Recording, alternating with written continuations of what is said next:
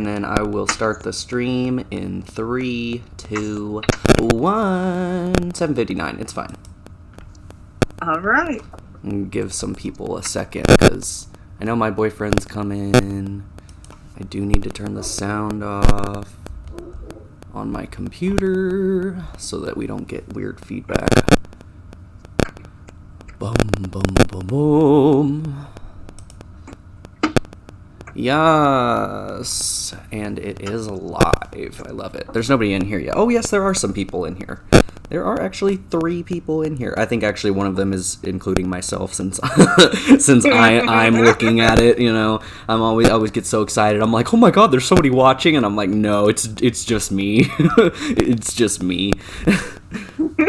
But I'm gonna go ahead, since there are some people in here, make an Instagram post, and then we will get started, because it is 8 on the dot. 8 on the dot. It is 8 o'clock on the dot. On the dot. So, hey, twitch.tv. Ooh, I need to turn my phone. That would be embarrassing. What if I got a phone call in the middle of this? Lord, I'd be like, hello.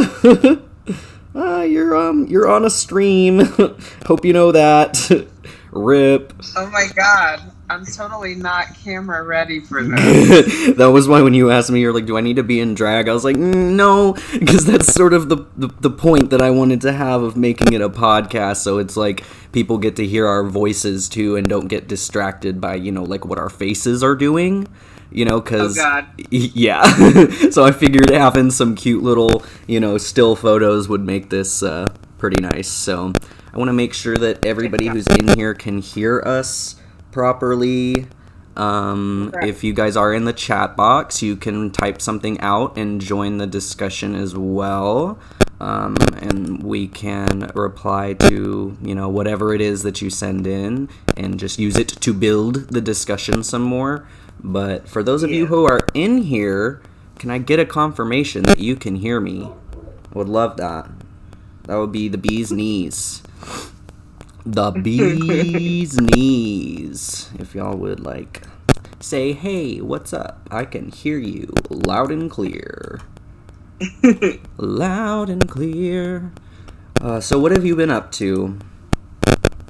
Me? No, the other person in this. That's a really good question.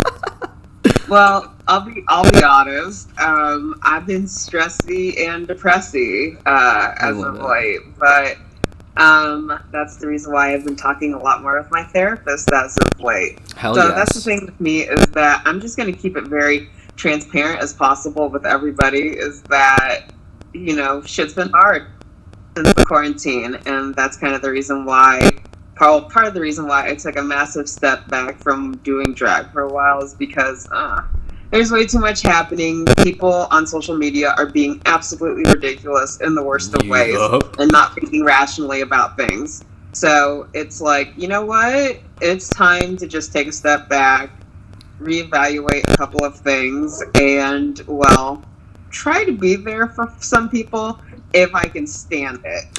Yeah, there's definitely... I can't stand many people right now. And I don't mean that in a bad way. It's just, I mean it in that realistic... It's a lot. It's too much. I get oversensitized with things. Yeah.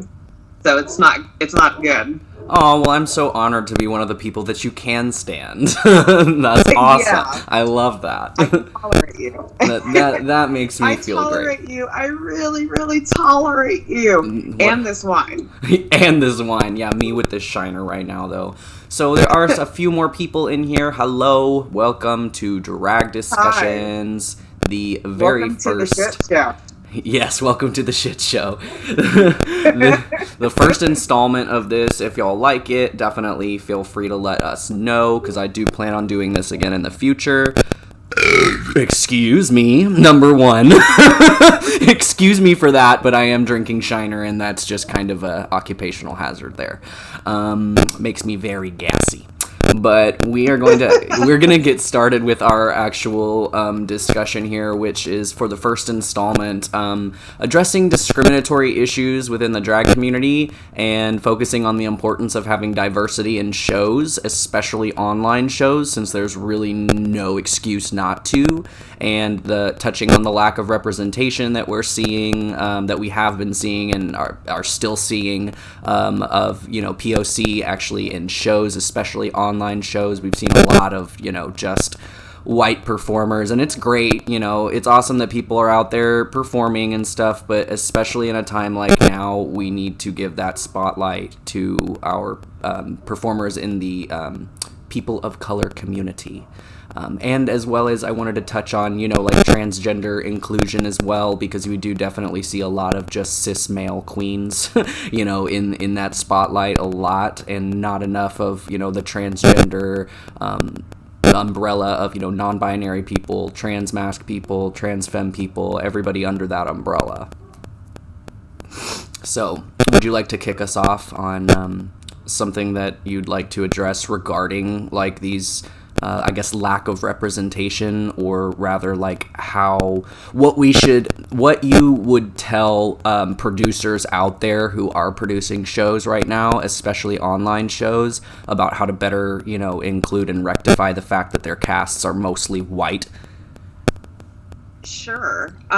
So to kind of start off with everything, I do want to say, of course, that just given, of course, coronavirus and everything, digital drag has been the beating pulse for us artists for the past couple of months. And so with that being said, digital drag is officially something that has to be all-inclusive. There's no ifs, ands, or buts about it.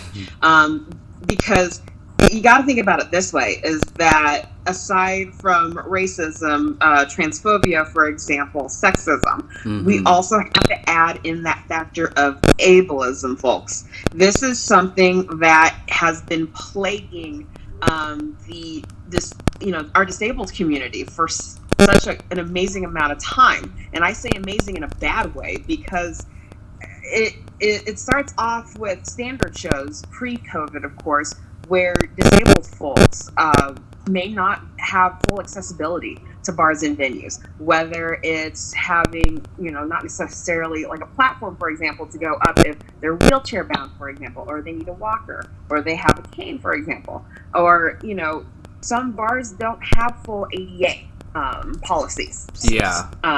That are allowed, that are all-inclusive, I should say. So with digital drag being completely open to disabled folks, it really gives me a headache, and it pisses me off royally. Oh, yeah. Not seeing many disabled folks, especially our visibly disabled folks, being a part of these drag shows. It's ridiculous, because of the fact that there are so many individuals that I know, including you also, because I also consider you under that umbrella. I don't see many of us representing our disabled, group of folks, because between things such as having Max's iPad disconnected, disabilities such as autism, depression, Crohn's disease. Yeah. I mean, we're talking so many different types of disabilities where they're not being represented, they're not being pushed to the forefront when it comes to having that representation in digital drag shows. It is beyond frustrating to see that, because it's like growing up as a kid, for example. Let's think of Disney. Well, unfortunately, Disney is racist, and I'm going to die on that hill by saying that, so we're going to have some really big old discussions here. Yeah, no, for sure. For sure. Yeah, I'll give Disney as an example. Is that when you're growing up as a kid, you're seeing all these wonderful princes and princesses, and you're thinking to yourself, oh my gosh, when I grow up, I want to be like them because they have great charisma, this, that, and the other. But most importantly, I identify with this character, and they're fucking awesome. Essentially, drag shows are like that. We have to have a standard set when it comes to having all of these different individuals coming together to have this awesome show. Yeah. And create that form of diversity, as well as just identifying with these different drag artists. So for disabled folks, for example, if you don't have that diversity there, well, then what's the fucking point? Then you don't have that person to look up to go, oh my gosh, that person's like me. They have a Yeah. disability. That's awesome. That Yeah. also goes for anybody that is trans, for example, that is black, that is, a brown body, for example, that is somebody that's not a cis gay man who identifies as a drag queen. Without that representation, what's the point of having a drag show? Exactly. I feel like, and this is, like you said, like this has gone on long since, before quarantine. Like this has been an issue before the Black Lives, like the peak of Black Lives Matter protests and the movement altogether. This has always been an issue. And, when I first came into the drag scene 2 years ago, actually 2 years ago next month, it's coming up on that, which I'm still a baby, but, I remember jumping at just like any opportunity that I could get because as a baby, I didn't really stop to look around and realize that there wasn't a whole lot of representation in the shows that I was a part of, but I wasn't looking at that, and that was part of my white ignorance. Like it didn't register with me. I didn't notice anything wrong. Like I didn't notice anything out of place. But having been in the community longer and having been performing longer, now I'm getting to the point, or already have rather gotten to the point after about 6-7 months of doing drag, that I was just kind of like, I feel like I am used as a token of representation in a lot of shows, just being, a trans masc individual, where it's like, what I do, what we both do is very different. What we do is very alternative, for lack of a better word. It is a lot different than what you typically see from your cis gay males doing, their pageant drag. And not to say that all cis, gay males do pageant drag, but that is sort of the stereotype, that we associate. But it was like I didn't notice until somebody pointed it out to me. And then I was like, holy fucking shit. You are exactly right. I was like, there is like one black person in this entire cast with me. And it's like, and they get to do one number, and I'm being asked to do 2 or 3. I was like, something that was about the point about maybe 7 months into my drag career where I was like, that doesn't seem right. You know what I mean? Like that just doesn't seem like, oh, I was a baby. I was performing, on the same stages with black performers who have been doing it for years and years and years. Yet I was being given opportunities that they weren't. And so somebody had to point that out to me. That really was my white ignorance and my privilege just shrouding that from me. And I didn't make that connection. You know what I mean? So, I am grateful for the people who pointed it out and were like, hey, maybe you shouldn't, I guess, encourage or participate in shows that have absolutely zero people of color in it, zero, like, alternativeness besides, like, me. Because I started doing it in, the uppity town of Dallas, not Deep Ellum where I do now, where it's very alternative. Yeah. But yeah, no, somebody had to point that out to me, and now ever since they did, that's all I see. When I look at shows and I look at flyers, that's all I see. It's what I look for. And maybe to a fault, maybe I shouldn't be so cynical, but especially now, I am very cynical. I am very, very cynical, especially now when I see just an all-white cast. And I get even more pissed off when I just see one person of color thrown on the back burner. Yeah. On the back burner. Yeah, because essentially, and this has kind of been my mantra, especially during these times of digital drag going on and everything. Because here's the thing, y'all, is that if you invite me to digital drag shows, and this is just kind of just as a reminder and a refresher, is that if there are not at least 2 people of color in these casts, do not invite me.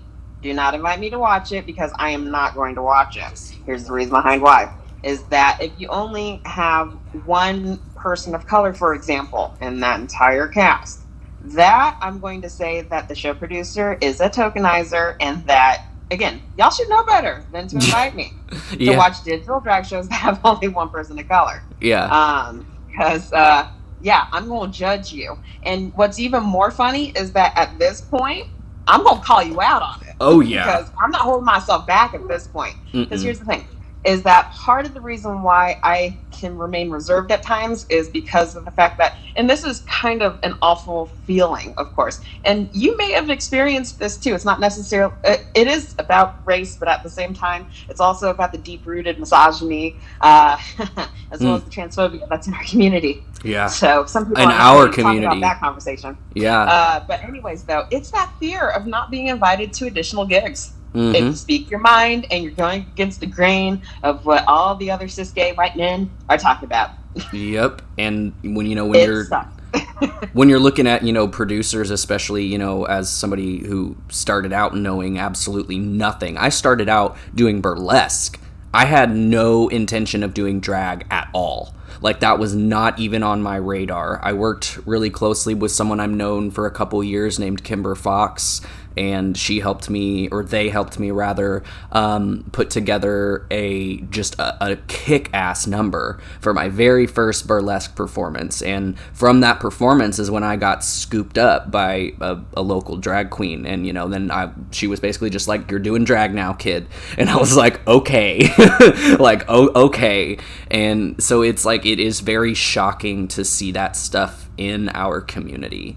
Especially, like I keep saying, especially now. You'd think that people would be at least a little bit more sensitive and open their eyes a little bit given current events, but it's consistent. It's all we see. It's all we see is just, number one, people trying to profit off of, Black Lives Matter. I've seen a lot of that, and it's very disappointing. I've seen, like we were talking about, those token Black performers and mixed performers and Latina performers. I actually had one who I was talking to the other day. We went out to grab some brunch, and she brought up a really good point about how not only race but weight contribute so heavily towards the discrimination that performers face today. And it's very rampant. It's funny that you brought up burlesque, because even though I'm not in that circle, I kind of, observe Facebook posts from other burlesque performers, and the common denominator is that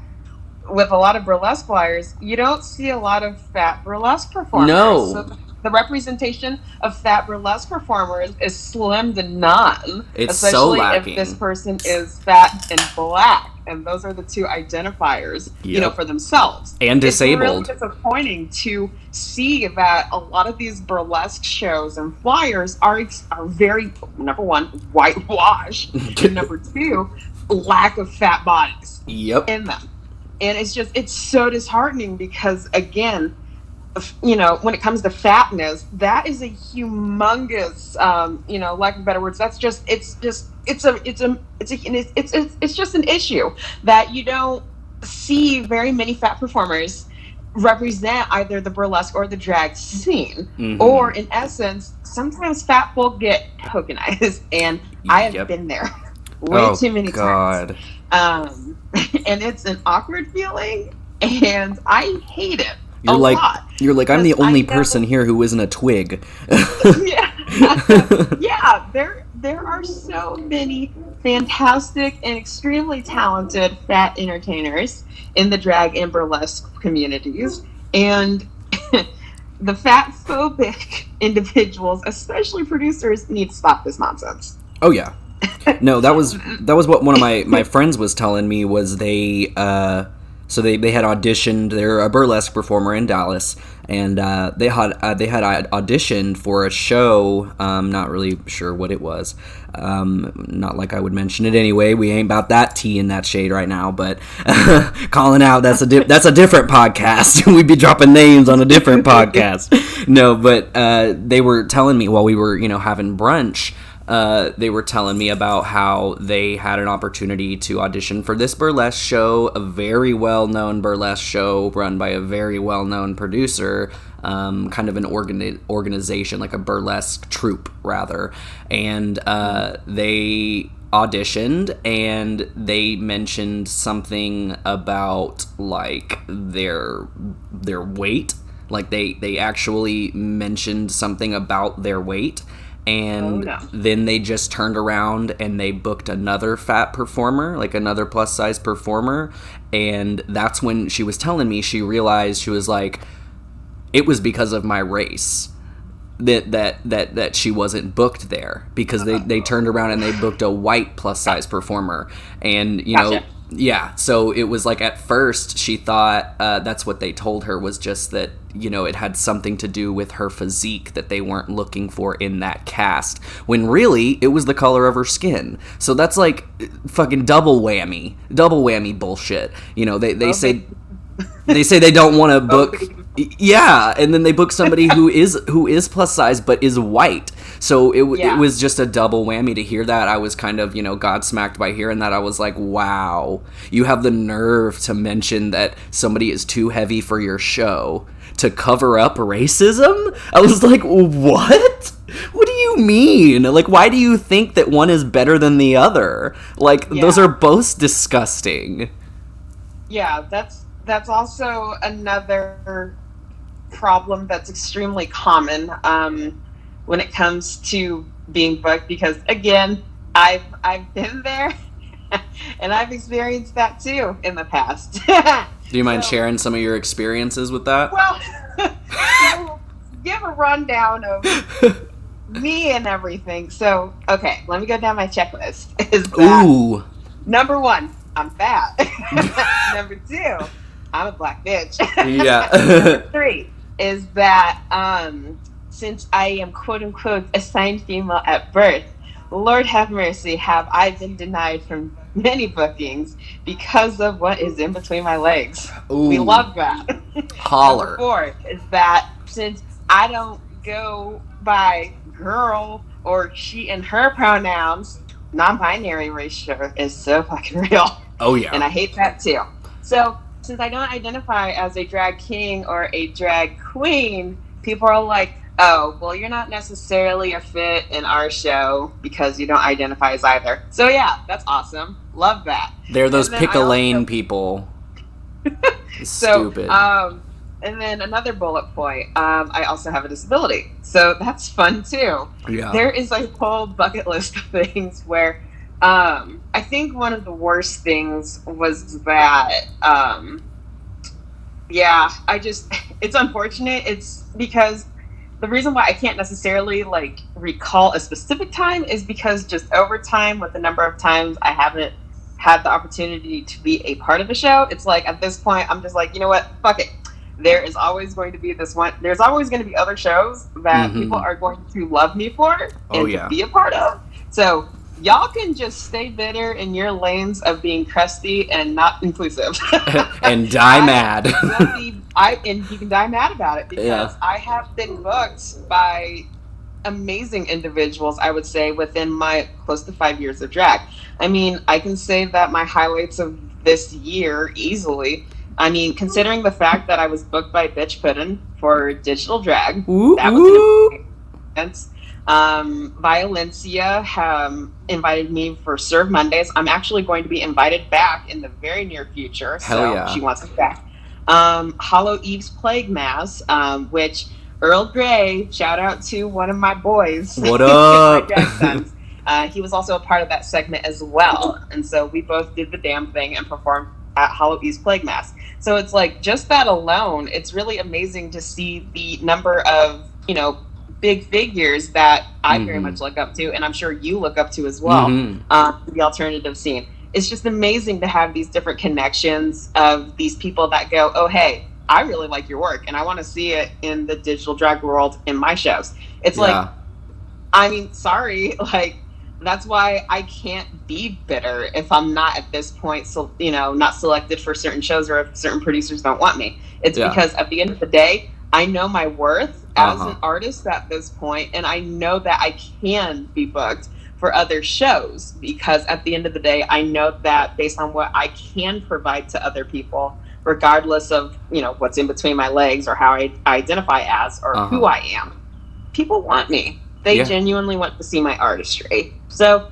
I can't really be bitter at this point, because hey, it's a waste of your energy at that point. You know, it's a waste of your energy because, you know, if they're going to write you off for something like gender expression or race or size or what the fuck have you, you know, they're not really somebody you really want to be associated with anyway. You don't really want to be in their fucking show anyway.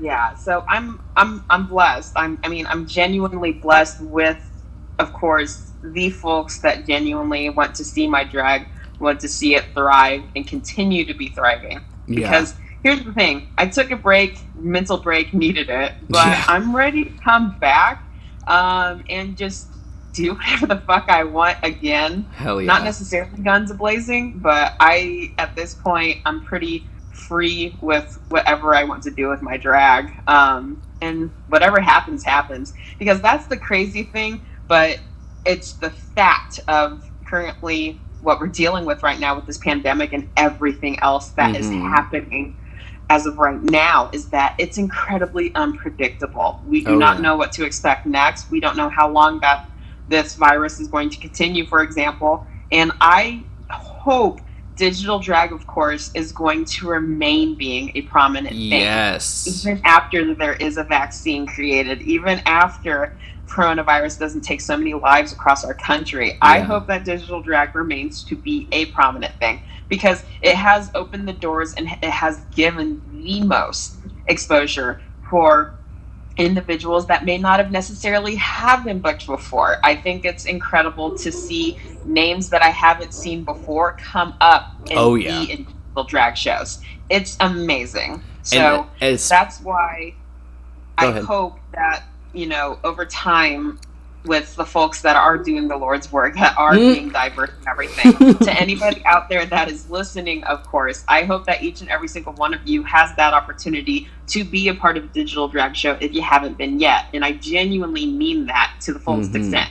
I realize I'm drinking a bottle of wine and I am starting to get tipsy, but I do mean what I say. Hell yeah, no, I'm on my second beer. So I hope that everybody that's listening in and tuning in, I hope that you do have an opportunity to do digital drag because it's amazing how you have the opportunity to have your artistry seen all over the world. There's so much artistry that goes into it too. There's so much that I agree with you 100% because like I used to act in short films and little nobody commercials that never aired or aired on like, you know, late night satellite television, like crap shit. And, you know, I had forgotten how much I loved, you know, editing and color correcting videos and, you know, doing just making things, like digitally making content because I was so consumed with the in-person, you know, aspect of it. And here's the thing, too, is that, you know, digital drag gives us as artists the ability to be seen worldwide.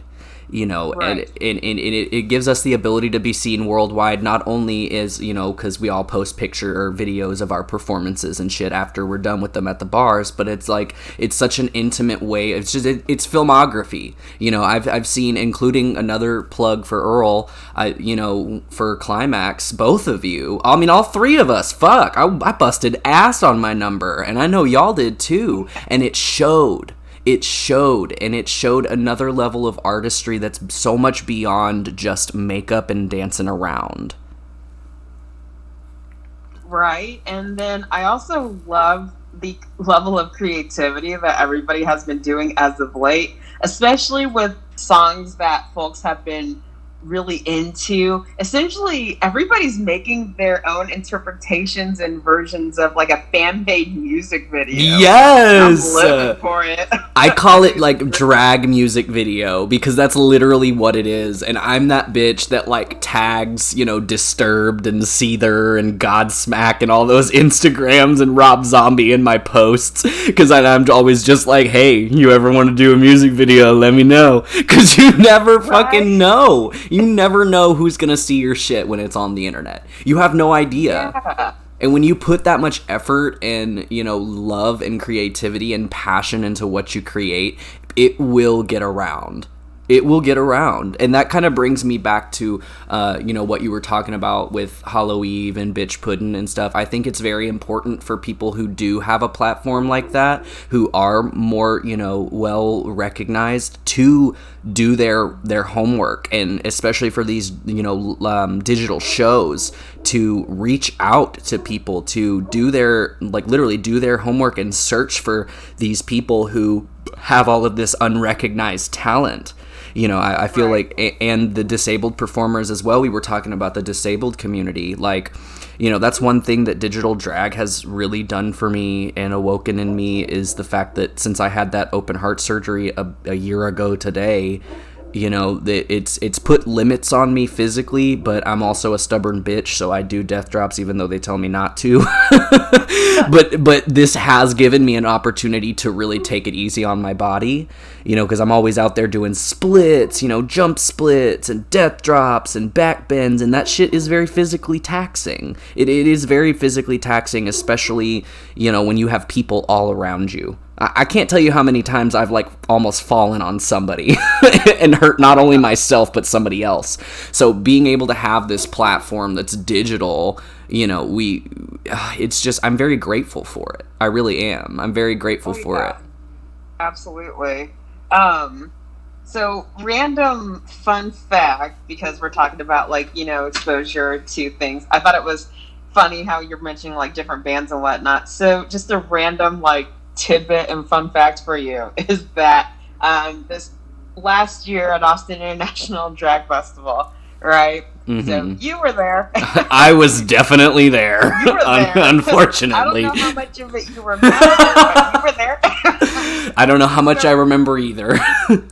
So anyways, though, I remember I was making my way downstairs to the main area because I was meeting up with a couple other folks, and so and there was also this little this other little section where it was those old school photographs that those artists were doing downstairs, and I was selected as one of those people to take. Yeah, so I got myself all ready for them, and so I was making my way downstairs. So I got into the elevator, and these two older gentlemen were like, "Wow, you are absolutely stunning! Oh my gosh!" And I'm like, "Oh, thank you." And so we were making some small talk and everything. And so one of the gentlemen was like, "Hey, can I by chance get a photo of you? Because, I love the makeup. I love the artistry and everything. I think it's fabulous." And I said, "Okay, sure. No worries," because I didn't even think anything much of it.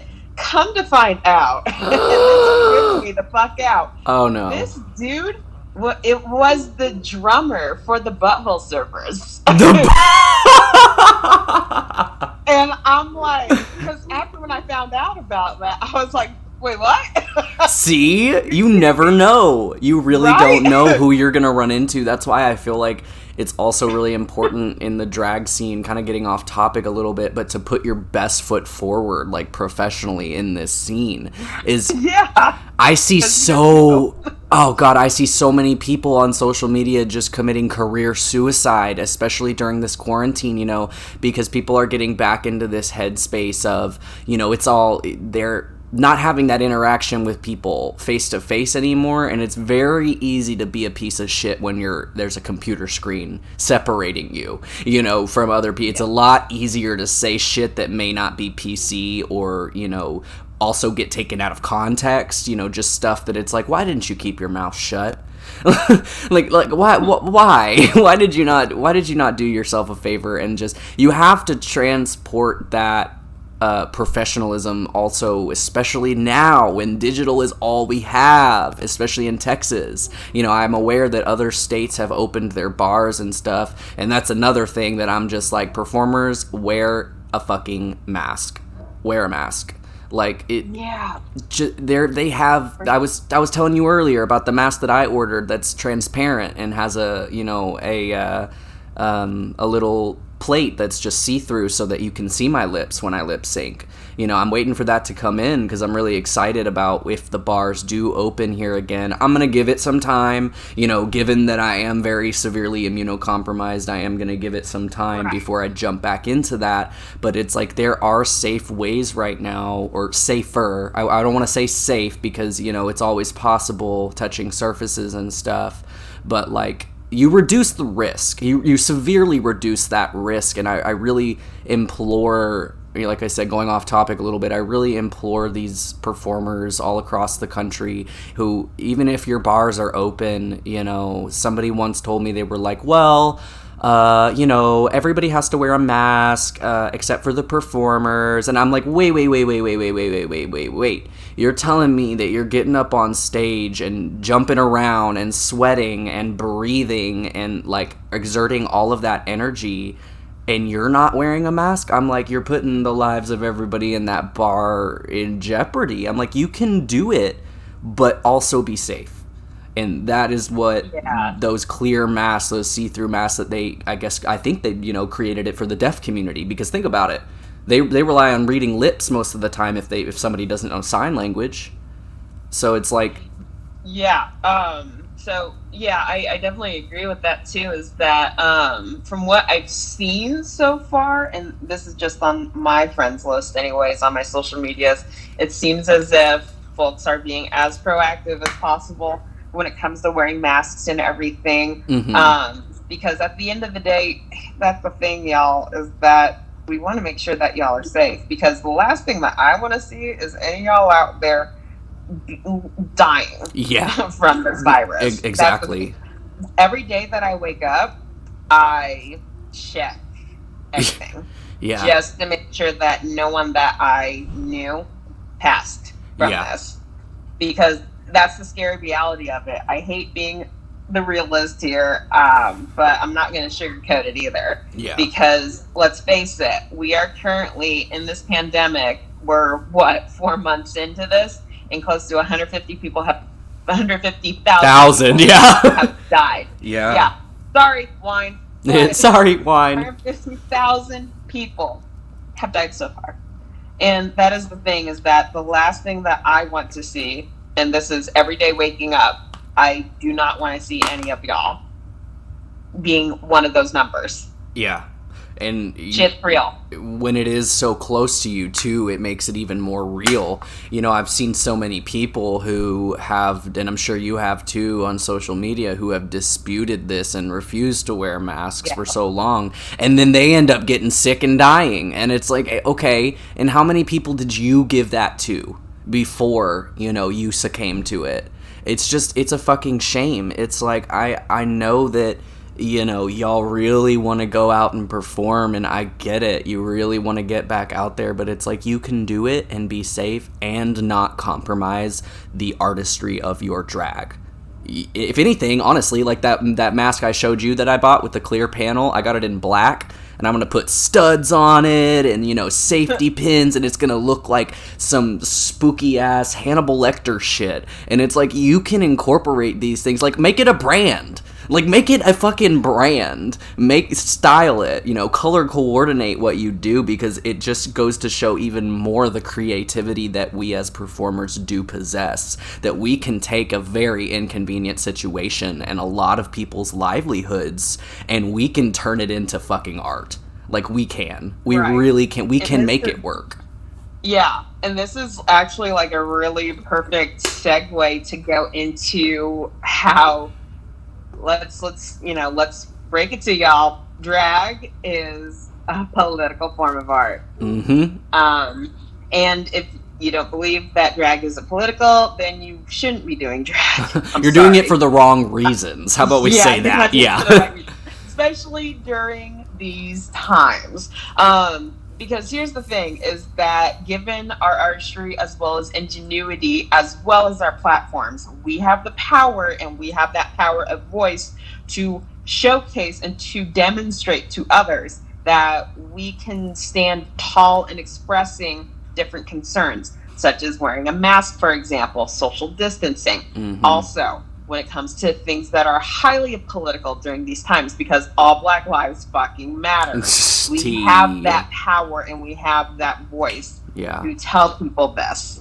This is crucial. These are some very crucial times. Yeah. So, just in regards to that, the fight is not over by any means. If you are not able to get yourselves on the front lines, there are so many ways that you can still be political, that you can still rise to the occasions and to help out your Black brothers, sisters, and in-betweens. Yeah. You can contact your local, your state, your national congressmen and women. You can contact anybody and tell them that current laws that are in effect right now. This is even at the local level in your city or in your county, for example. If you have a law that you don't necessarily like, that is socially unjust, give these folks a fucking call. Make sure that their voicemail boxes are fucking full. Make sure their email and their inboxes light a fire under their ass. Light a fire. For example, if you have best buddies that you know of that are going downtown to the protests, make yourself a designated driver. I mean, I know that not all of us gays are able to drive, but if you got yourself a car, by golly geez, there a ride. Offer a ride to these protests and back, for example. Use your house or your apartment as a safe home for these individuals that are protesting. Offer food and other snacks, offer water, offer first aid kits. I mean, again, y'all, there are so many ways to, be a part of this movement, because it's not going away. This is not a phase. This isn't, it's getting worse. A short-term thing. Like the scene out there in Portland, it's getting worse. Yeah. It's getting worse to the fact where even the mayor, even the city officials are telling the feds, leave. We didn't ask you to be here. We don't want you here. This is not a threat to the American government. There's no reason for the Insurrection Act to be quote unquote enacted right now. Yeah. Because these are not a threat. This is, Black people are not a threat. Black and white people who are expressing their concern and their, just outrage over these social injustices, it's not a threat to democracy. But, not a threat to having equity. No, not at all. But, that's the stupid fucking loophole in that whole, in our whole government, is that it doesn't matter if it is or isn't, if it isn't. The person with the pen can say it is, and then it is. Right. And they can make it out into this violent scenario. And I feel like we, especially in the drag community, deal with a lot of that violence. As a trans person, I've been drugged at a club before, and I'm very, very lucky that I didn't get picked up by the police for, prostitution or something along those lines, because I was, in fishnets and a jock strap and no shirt on, and I was drugged at a club, and I ended up passed out in the gutter of Deep Ellum.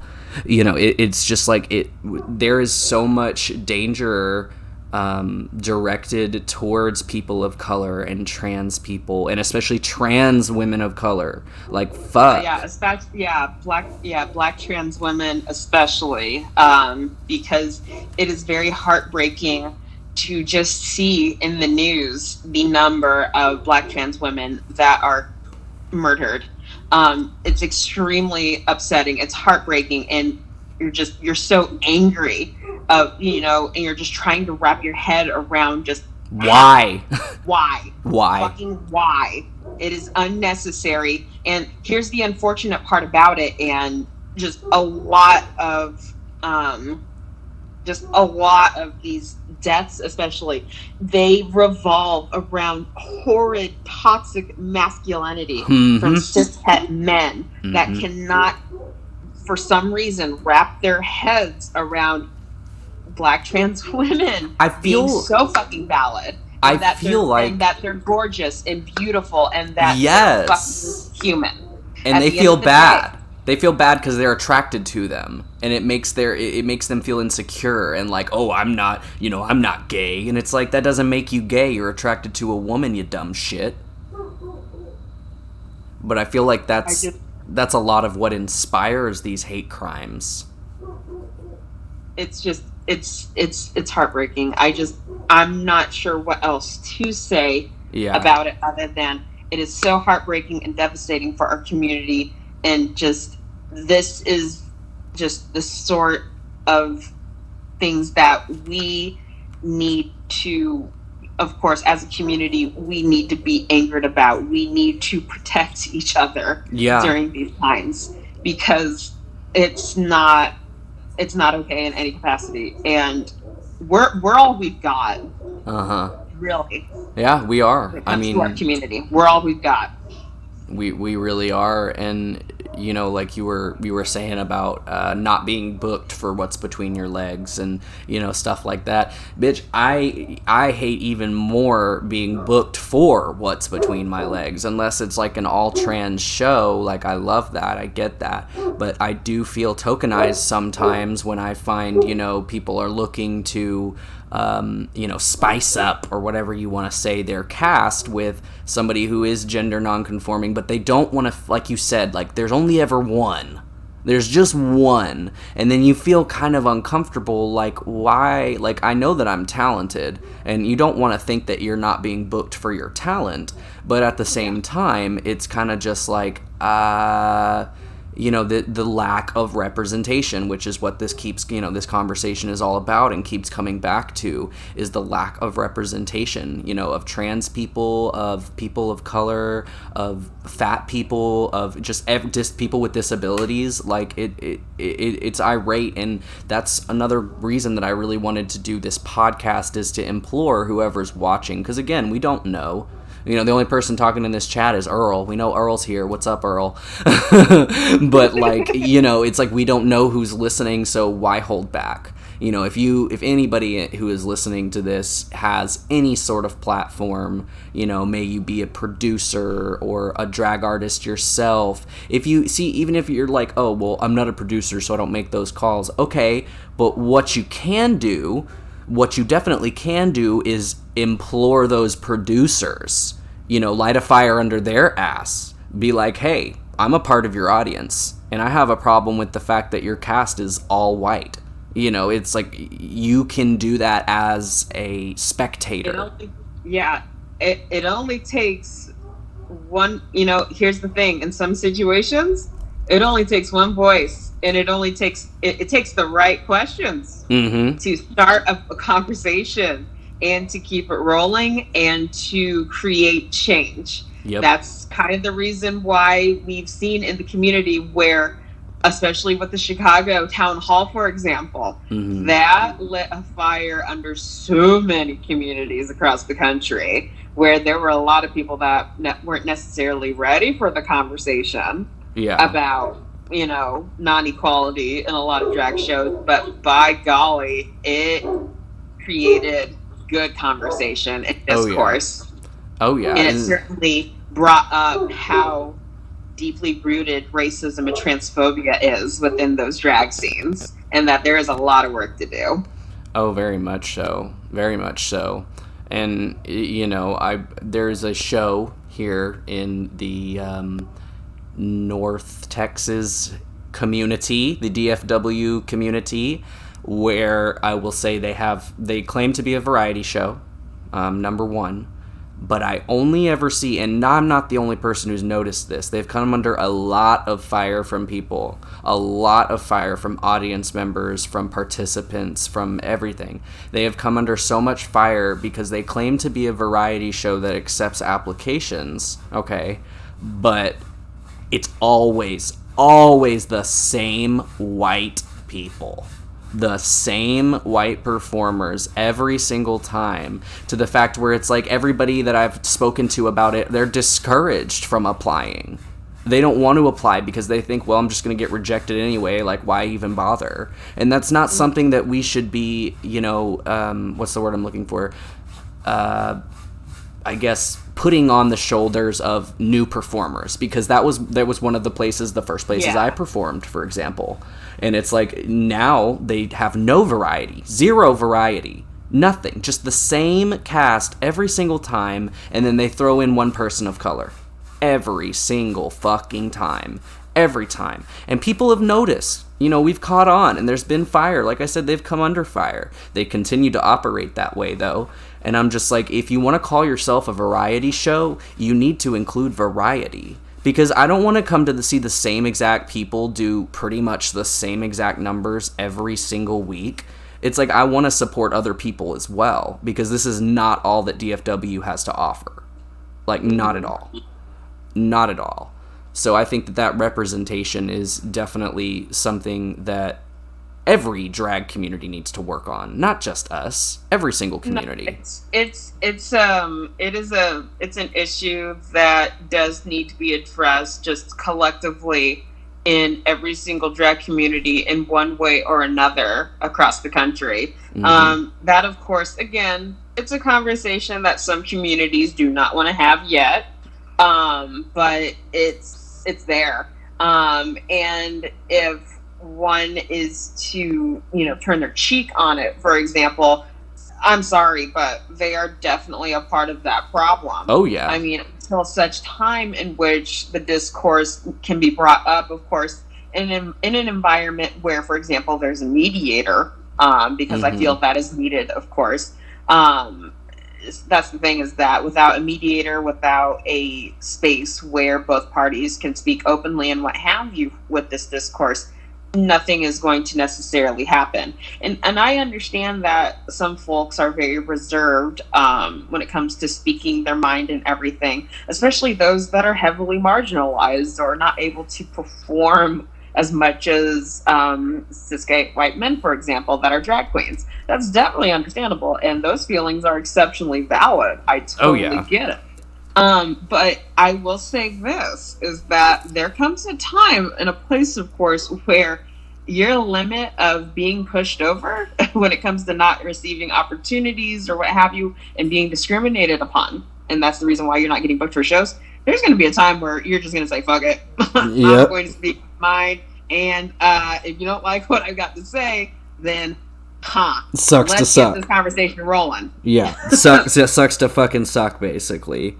I used to get booked for that show almost every show. That one that I was talking about, that's just, they claim to be a variety show, but they're not. I used to get booked for that all the time. Anytime I would apply, I'd get cast. Any fucking time. And then I kind of started to notice that I was the only person performing there. And I was like, wait. And no, that's not necessarily true. I wasn't the only person performing there, but I was performing there a lot more often than others. You know what I mean? Like, I was being given that opportunity because I was new and because I was in a drag house that had a big name at the time. I was sought after, but I don't really think it was based on my talent. You know what I mean? I think it was based on my name at the time. And so now, being on my own and doing all this, shit on my own and kind of developing Maxwell more has, really shown me and, cemented in me that, even though I'm a trans man and I do drag and I don't identify as a queen or a king, that is something that kind of bothers me, is when people assume I'm a king. And I'm like, I wouldn't call myself a king. I'm just a fucking weird ass thing. I just do whatever it is that speaks to me in an artistic way. And a lot of my drag is me expressing pain and things that I might not necessarily be struggling with now, but things that I have struggled with that I didn't know how to put into words. Like, I didn't know how to exemplify to everybody. And I know that other people, especially trans people, have experienced that. And I know, a lot of my numbers are, deal with abuse and, alcohol dependency was one, that number that I just posted recently, and just a lot of battling with inner mental illness demons. It's not necessarily stuff, because a lot of the stuff I do is very dark, but it's I even had a person message me the other day. They're like, bro, you used to be so happy. Just a total dude, bro. Bro, you used to be so happy, little cute hippie boy. What happened? Why are you so dark and miserable now? And I'm like, here's the thing, bro, I'm not. I'm not. This is me expressing things that I didn't get to express 2 years ago, a year ago, when it happened to me. You know, it's like, and I am fully aware now that these things are still happening to other people, and I want them to know that they're not alone. You know, like, if this number can affect anybody, touch anybody in a positive way, like, that's what I want. You know, ultimately, that's what I want is for other trans performers and just gender nonconforming and, I guess, genre nonconforming, as, you know, a lot of parts of Dallas are just primarily pageant drag. You know, there's not a whole lot of, spaces and opportunities for people here in Dallas who don't do what's conventional. I think it's getting better. However, these shows are still run by these people who are just so conventional, and I feel like use alternative performers of any race and, you know, any color, any weight as that token, for example. As a token, yeah. And okay, so I'm reading this one comment here. That's my boyfriend. I also often see people who hold open sign-up shows usually don't provide a comfortable space that will attract new performers and often make performers who are marginalized or especially the don't provide a comfortable space. Yep. I laugh because, trust me, rad kid art. In the almost 5 years that I've been doing drag, uncomfortable space. Yep. Been there, done that way too many fucking times to count. It is sad as all shit. You would think that our community, given that as a whole, we are marginalized so terribly. You would think that as a community and as a whole, we would have these open spaces, the bars, the other venues that we would have, that they would be safe, and that would be at the high, you know, at the bare fucking minimum, that with these safe spaces, that it would be free from so let me list off a couple of examples. Incessant drinking, for example. I only say this because performers sometimes can get extremely sloppy, and their whole demeanor and their level of professionalism changes in a heartbeat. It's gone. That they go on and they drink over time. Another bullet point, for example, harassment. That is a large thing that I have seen, and that unfortunately I have experienced a handful of times in my drag career so far. That is awful, and I don't wish it upon anybody, not even my worst enemy, for example.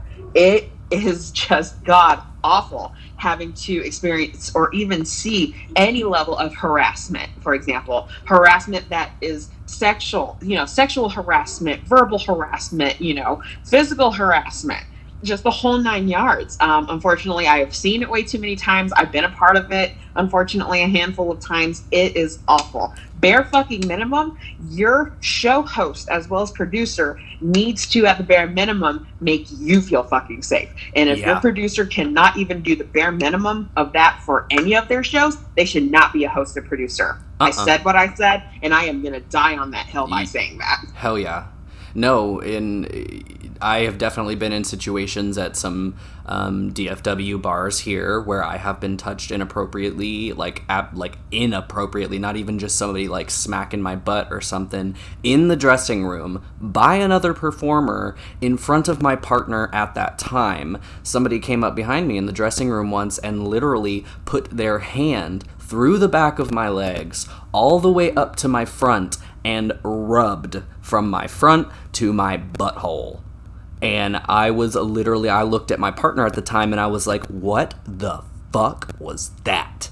And I remember I was so, he wanted to kick some ass, and reasonably so. But, I remember I ended up making a post about, that kind of behavior at shows. And I feel like this happens a lot on social media, is people infer that it's about them. Sometimes they're right, sometimes they're wrong. But I feel like it is very damning when people look at a vague post and know that it's about them.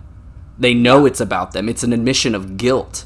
So, that person messaged me, and they were like, you think that I, sexually assaulted you, this, that. I was like, bitch, I don't think anything. I know you did. I was like, you were already making way too many advances on me throughout the night, and then I'd never met this person either. Can you believe that? Never met this person ever in my life. And they thought it was right by going up to you and touching you in that manner. And that is another, just kind of like branching off of this, is that I can't help but notice that when it comes to harassment or what have you, but it is really, really bad when I see this at least a couple of times a week, y'all, is that it is a really sad day when I come onto my social media and I see, for example, someone that identifies as non-binary, trans, we could go AFAB, I guess, in this context. Yeah. Where they have, if they still have their titties, for example, and, you know, being groped by cis gay men. Oh, and yeah. I see this. I see way too many stories and experiences written about this. Trans people are just so fetishized, and that brings me to another point, is that same exact bar that I was just talking about with that person who definitely sexually assaulted me, the same exact bar, somebody decided I was changing, okay, and I don't have any shame about changing, like, I'm not going to flash my shit towards everybody, obviously, and when I'm in a dressing room, I don't look at people when they're changing anyway. I feel like that's just kind of, you know, like out of respect, a universal truth, respect, a universal rule and understanding that you just don't ogle performers while they're changing. It's like these dressing room environments are not ideal. Like, you've seen the Nines dressing room. It's a nice little dressing room, but I have never seen a dressing room that has any sort of like cubicles, any sort of separation. So everybody really is just getting stripped down naked in front of each other, but there's like the that equivalent respect of being back in junior high and high school, and you're in marching band, and y'all are all in the same fucking room with each other, and you're stripping down, but everybody's just awkwardly looking away because you don't want to look too sus while you're stripping. Because trust, and they're done that. See, I've been in marching band since the age of 11. Oh God. And see, this person apply to drag. It does. I don't want to look at you. I mean, if you gonna consent to it and both parties are okay with it, that's totally different. I don't know. It's weird to me because I don't know. You want to know? You want to know what this person said to me? This person, who was a baby queen who had just started, and they were one of those baby queens who likes to think that they are a big deal. And, you know, like, just kind of walk all over other people. And it's like, you need to be a lot more humble for somebody who started a month ago, especially. You know what I mean? Like, yeah. We love those stories. We love that. But, like, they were watching me while I was changing. And then they just out of nowhere said, I didn't know you were trans. And my back was turned to them. So I know they were looking at my junk. I know they were, because my back was turned to them, and I have had top surgery, but my scars have healed very well, and I have a lot of chest hair, so it kind of covers the scars anyway. But it was like they actually thought that it was appropriate to make that comment to me, and you know what else they tacked on at the end?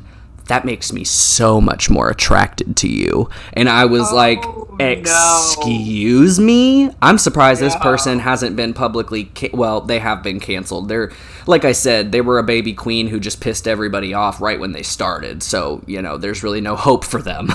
There's no hope for them because they decided that they were going to come into something that they had no experience in and pretend like they knew everything, which automatically negates any ability they have to learn and grow as a performer. Yeah.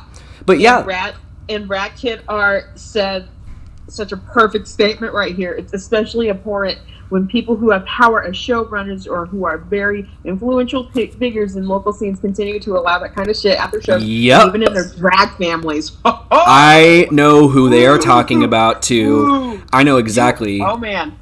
Oh, yeah. Oh, man. If you really want me to drink another bottle of wine... That's what we should do next. We should just do an Instagram Live where people tip us to drink. I do want to go back to up here what... Tip Paradox a couple of dollars so that way they can buy more wine. Right. I do want to go back to what Gender Chaotic Cactus said, because we did skip that. We didn't catch that. Yes. They said, I've felt more comfortable doing numbers about things like depression and being trans digitally, because they don't get great reception at bars. I've often felt like I need my drag to be what other people want, to convince hosts that it's worth booking me, as a king and a gender non-conforming person, even if it's not as much what I want to be doing. And that is such a good point to talk about. It's such a great point. It's an amazing point, because, well, I can tell a bit of a story with like numbers that very much hit close to home. One of them, well, you saw in person at Climax back pre-COVID. Yeah. This was the Britney Spears changes number. Mm-hmm. That number hit very close to home with me because so aside from having a disability, aside from having to deal with identifying as non-binary and everything, I'm so transparent about my depression, very transparent about it to my friends, of course, even on my social media, because again, I'm not going to sugarcoat my life because everything isn't daisies and daffodils. No. I'm suffering horribly during this time, especially with with COVID and everything, but even pre-COVID, I was going through a very rough patch. And so that number to me is one of the most freeing experiences that I have in my within my drag career, because essentially what I did with the song with it's essentially Britney Spears Toxic mixed with Change by Deftones, which is such a you did that number at Climax, right? Yes. Yeah, okay, I remember that one. Yeah, that was my second number that I performed. 'Cause you did the Careless Whisper one too. Yeah. I love that one. So that second number, this song Toxic Changes, it basically revolves around me tearing myself away from this demon that I have over my head, which is essentially my depression. And so what I do is during this number, I come out looking all dark and mysterious with like a hooded cloak, for example, and I have a tarp laid out with candles signifying, that this is my quote unquote safe space that I'm needing to keep myself within to combat my depression. And so during the number, what I do is I shave my hair off. Yes, I remember. Yeah, so what I do is I shave my hair off. I take off all of my clothing, so I get down just right to my undies, and I use duct tape as tape over my titties. It was such a powerful number. So what I do after that is, as soon as I shave my head, I pour hot melted candle wax over myself, and that essentially it symbolizes just I guess it's not like wax per se, but it's kind of like having this feeling of freedom being poured over my body. It's kind of that release, and it's ripping me away from this darkness that I have within me. So my advice to you is that I can understand that it's rough just telling stories based on your personal life and experiences. But here's the thing, is that while some producers may not take it seriously, trust me, there are so many avenues where others will take that seriously, and that they will view your true, the facets of your life, they will view that as just beauty and art. Because it is. It's full-blown art to the best degree. Because aside from drag being a political statement, aside from drag being, oh, you look so beautiful and opulent, drag can be seen as a form of storytelling about the personal facets of your life.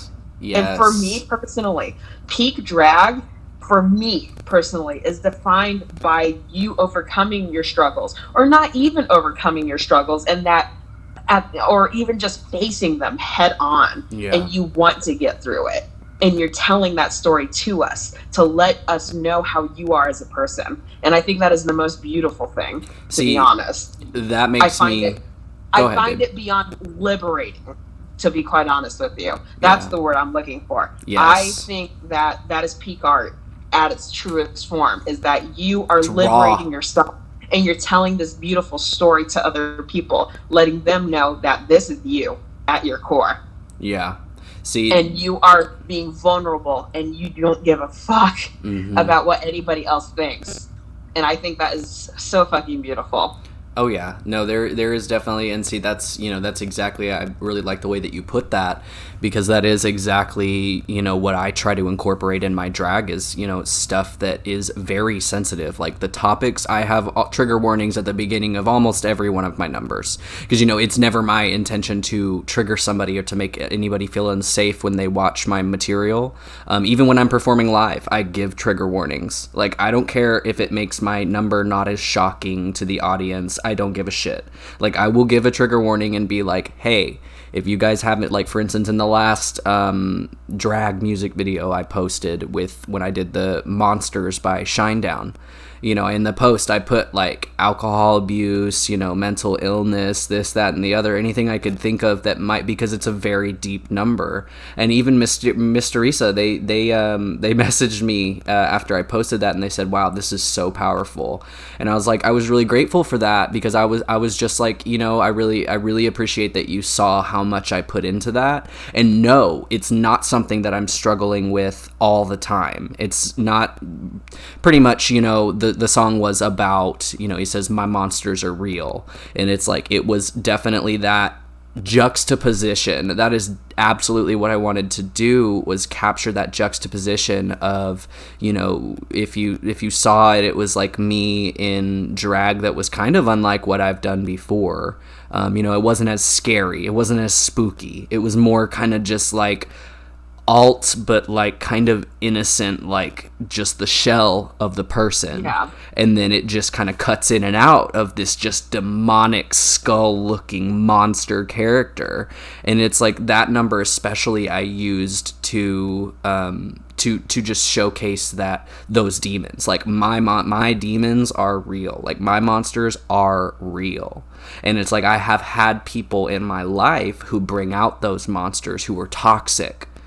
Toxic is just the best word I can use for those individuals in my life. And I'm glad that they came into my life when they did, because I am of the firm belief that people do come into your life for a reason, but they also leave it for a reason. You learn things not only about yourself, but about other people. You realize how to recognize red flags. Like, I can't tell you how naive I was in my relationship, 2 years ago. Like, I can't tell you how naive I was and how many red flags I just decided not to see. It's like I saw them, but I was always one of those people, in those like abusive situations where it's like you take the apology, you want to love the person so much that, they say, I'm sorry, I'll never do it again. And you're like, okay, yeah, like that's all I needed. And you just kind of in that denial put yourself through that more. And that has been something that I don't feel like I have even fully processed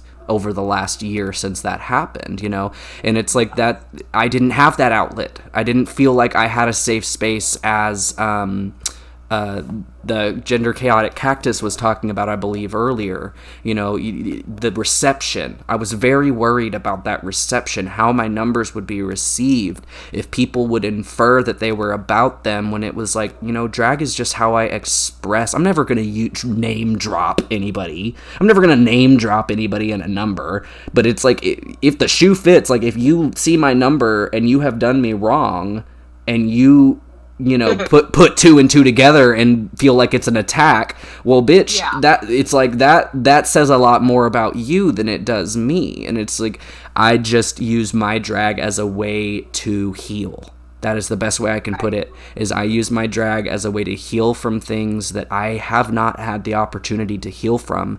And I have this negative energy inside of me that I don't want to take out on other people. I don't want to do that. That's not healthy. And it makes you feel more shitty, when you project your negativity onto somebody else. So it's like the best way that I can handle the demons that I have and the baggage that I have and the things that I have not gotten closure for is by going out there, doing drag, and leaving that on the stage. You know, you've seen my drag. You know that I get real freaky, real spooky, real scary, real dark. You know, just like dark content. Just very like stuff, very morose and very unlike who I am, you know, outside of Maxwell, you know, in the real world, when I go to my day job and I go to school, you know, like that it's a very different person because I feel like I have that negative energy and I have those negative feelings, you know, like towards people who have done me wrong, but I don't want to project that onto anybody else. I would rather take it to the stage when I am playing a character. I am not Maxwell. You know what I mean? Like, I am not that character that I play off stage. But when I, you know, will do this dark, just tantalizingly negative number, I always leave that on the stage and I walk out of that club feeling like, just like this breath of fresh air. Like, that was all it's like my own kind of therapy, you know? It was just like, that's what I needed to get out. I needed to get out, but I didn't want to project that onto anybody else. I needed to get that shit out. And just to kind of like go back into like, you know, how I think the question was if hosts have been yes, receptive to giving trigger warnings for different things. The answer, I have seen a lot of digital drag shows hosts have been very accommodating. Really? You have? I have. I have not. I mean, as far as I'm aware with the stuff that I've what you've seen. Part of. Damn, because you know the show that I worked on recently. I was not, you know, really a part of it, but worked on. But about that show, because I know which one that you're talking about, and that one was a bit of an yeah, because of different reasons and racial reasons that I do not want to get into. No. Yeah. I suggested. I even suggested to that host, I was like, you need, because they had never done this before, right? And so they came to me because they saw my stream, and, you know, it looked good. It was pretty flawless. Like, yeah, we had some, like, tiny little fuck-ups, but, like, one person went out of order. It wasn't, like, a huge big deal. But, like, they asked me, you know, for my advice, and I told them because I had seen some numbers from different shows that were either, like we saw with, you know, one number, a white person or a white passing person using the N-word as a statement, you know, against racism, which, you know, we were able to step back from that and see, I understand where their intentions are. However, this is not appropriate. Like, this is not appropriate for this kind of thing. This is very triggering. That is a word that is not their word to be using, you know, stuff like that. And I've also seen some pretty, I've seen some numbers about self-harm with 0 trigger warnings. And I've always tried to point out to these people when I see it, I'm like, hey, you know, I'm a big boy. I do get triggered, but it's like, I can understand and step back and get some perspective of like, okay, I don't think that person, I just think it wasn't on their radar. I just honestly think they didn't think about it. So let me educate them and let me tell them, hey, this is going to trigger people, and if you want to keep your page as a safe place for all of, you know, everybody who follows you and admires your work, you need to put a trigger warning. I don't care if you're not triggered by it. Obviously, you probably wouldn't be triggered by it if you were doing a number about it, you know, unless you're overcoming that trigger. That's a little different. But, like, you know, I found it interesting that you've found some people have been very receptive, because I have not. I've had to talk to like 4 people and tell them. And one show I just left. One show I straight up just left because they were playing around with a noose, like a white person playing around with a noose and doing just a really, really, you know, needed a suicidal trigger warning, like a heavy trigger warning, and there wasn't one. And you know what? At that point, I don't even look down at the performer for that. I look down at the host and the producer for that. Because I always ask, you know, I'm pretty sure I did for Climax as well, in my emails, you know, ask, hey, if you have any applicable trigger warnings for your numbers, like when Earl was in Climax, you know, they provided me with all of the information.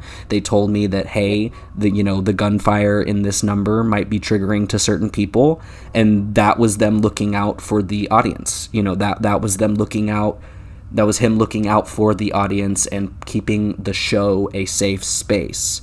So it's like, because me as a producer, especially for a show that big, I tried to watch every single number before I imported it, to be streamed, because I'm always so nervous about that as well. Is what if I don't watch a number, all the way through, and like that one number that I happened to watch all the way through and caught that like, nope, I don't want my name attached to something like this. This is not okay. It's like stuff like that. If you really do care about your fans and your following, anything, your audience in general, you want to protect them and keep them safe. And if they need to leave the room, whether if it's a physical show or they need to step out of the chat, that is totally fine, and you need to support them in that. Because if you don't give a trigger warning, say for like self-harm or something, and there is somebody in your audience who that is a trigger for, guess what? They're not going to come back to your fucking show, and you're losing an audience member. Yeah, that's on that. But never, at Gender Chaotic Cactus, never be nervous to ask about that. Like, seriously, if you, or even take the initiative to edit a trigger warning into your own video. That's what I did for a couple shows, because I did not want to rely. There's nothing wrong with that whatsoever. I didn't want to rely on the host to do it. Yeah, because I know I've submitted a couple of things as well in the past to a couple of digital drag shows where, based on the content and everything, not necessarily the most wholesome content. And that's why, like, I would tell the host, like, hey, this is what's up with my number and everything. I would even go to the shows that were active on Twitch and whatever, and, like, right before I was going to perform and everything, I messaged within that chat as it was going live. I was like, hey, y'all, trigger warnings for this. Me too. That the host did it. Announce it. So yes, absolutely take the initiative. If you know your own content has trigger warnings in it, that initiative. Take the initiative. Yeah. Because somebody out there, they may not necessarily say it in the chat, but there's going to be somebody out there that's going to go, wow, thank you for being proactive and being awesome about that. See, and that was the exact opposite for me in that one show that I tuned into a long time ago. They just needed a suicide warning, like heavily needed a suicide warning, did not have it. I just disconnected. I didn't say a damn thing. I was in the audience, and I was that person who just left. I was tipping everybody, and I felt bad for all of the performers that came after that, because I saw that, and I was like, this is not okay.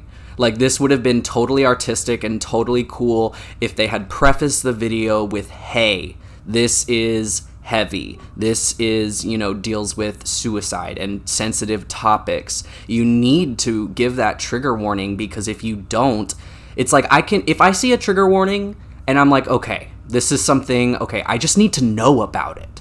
It's like when it hits me in the face when I'm not expecting it, that's when I really start to, have a panic attack. It's like if somebody says, trigger warning, i.e. something that triggers me, I might still watch that number.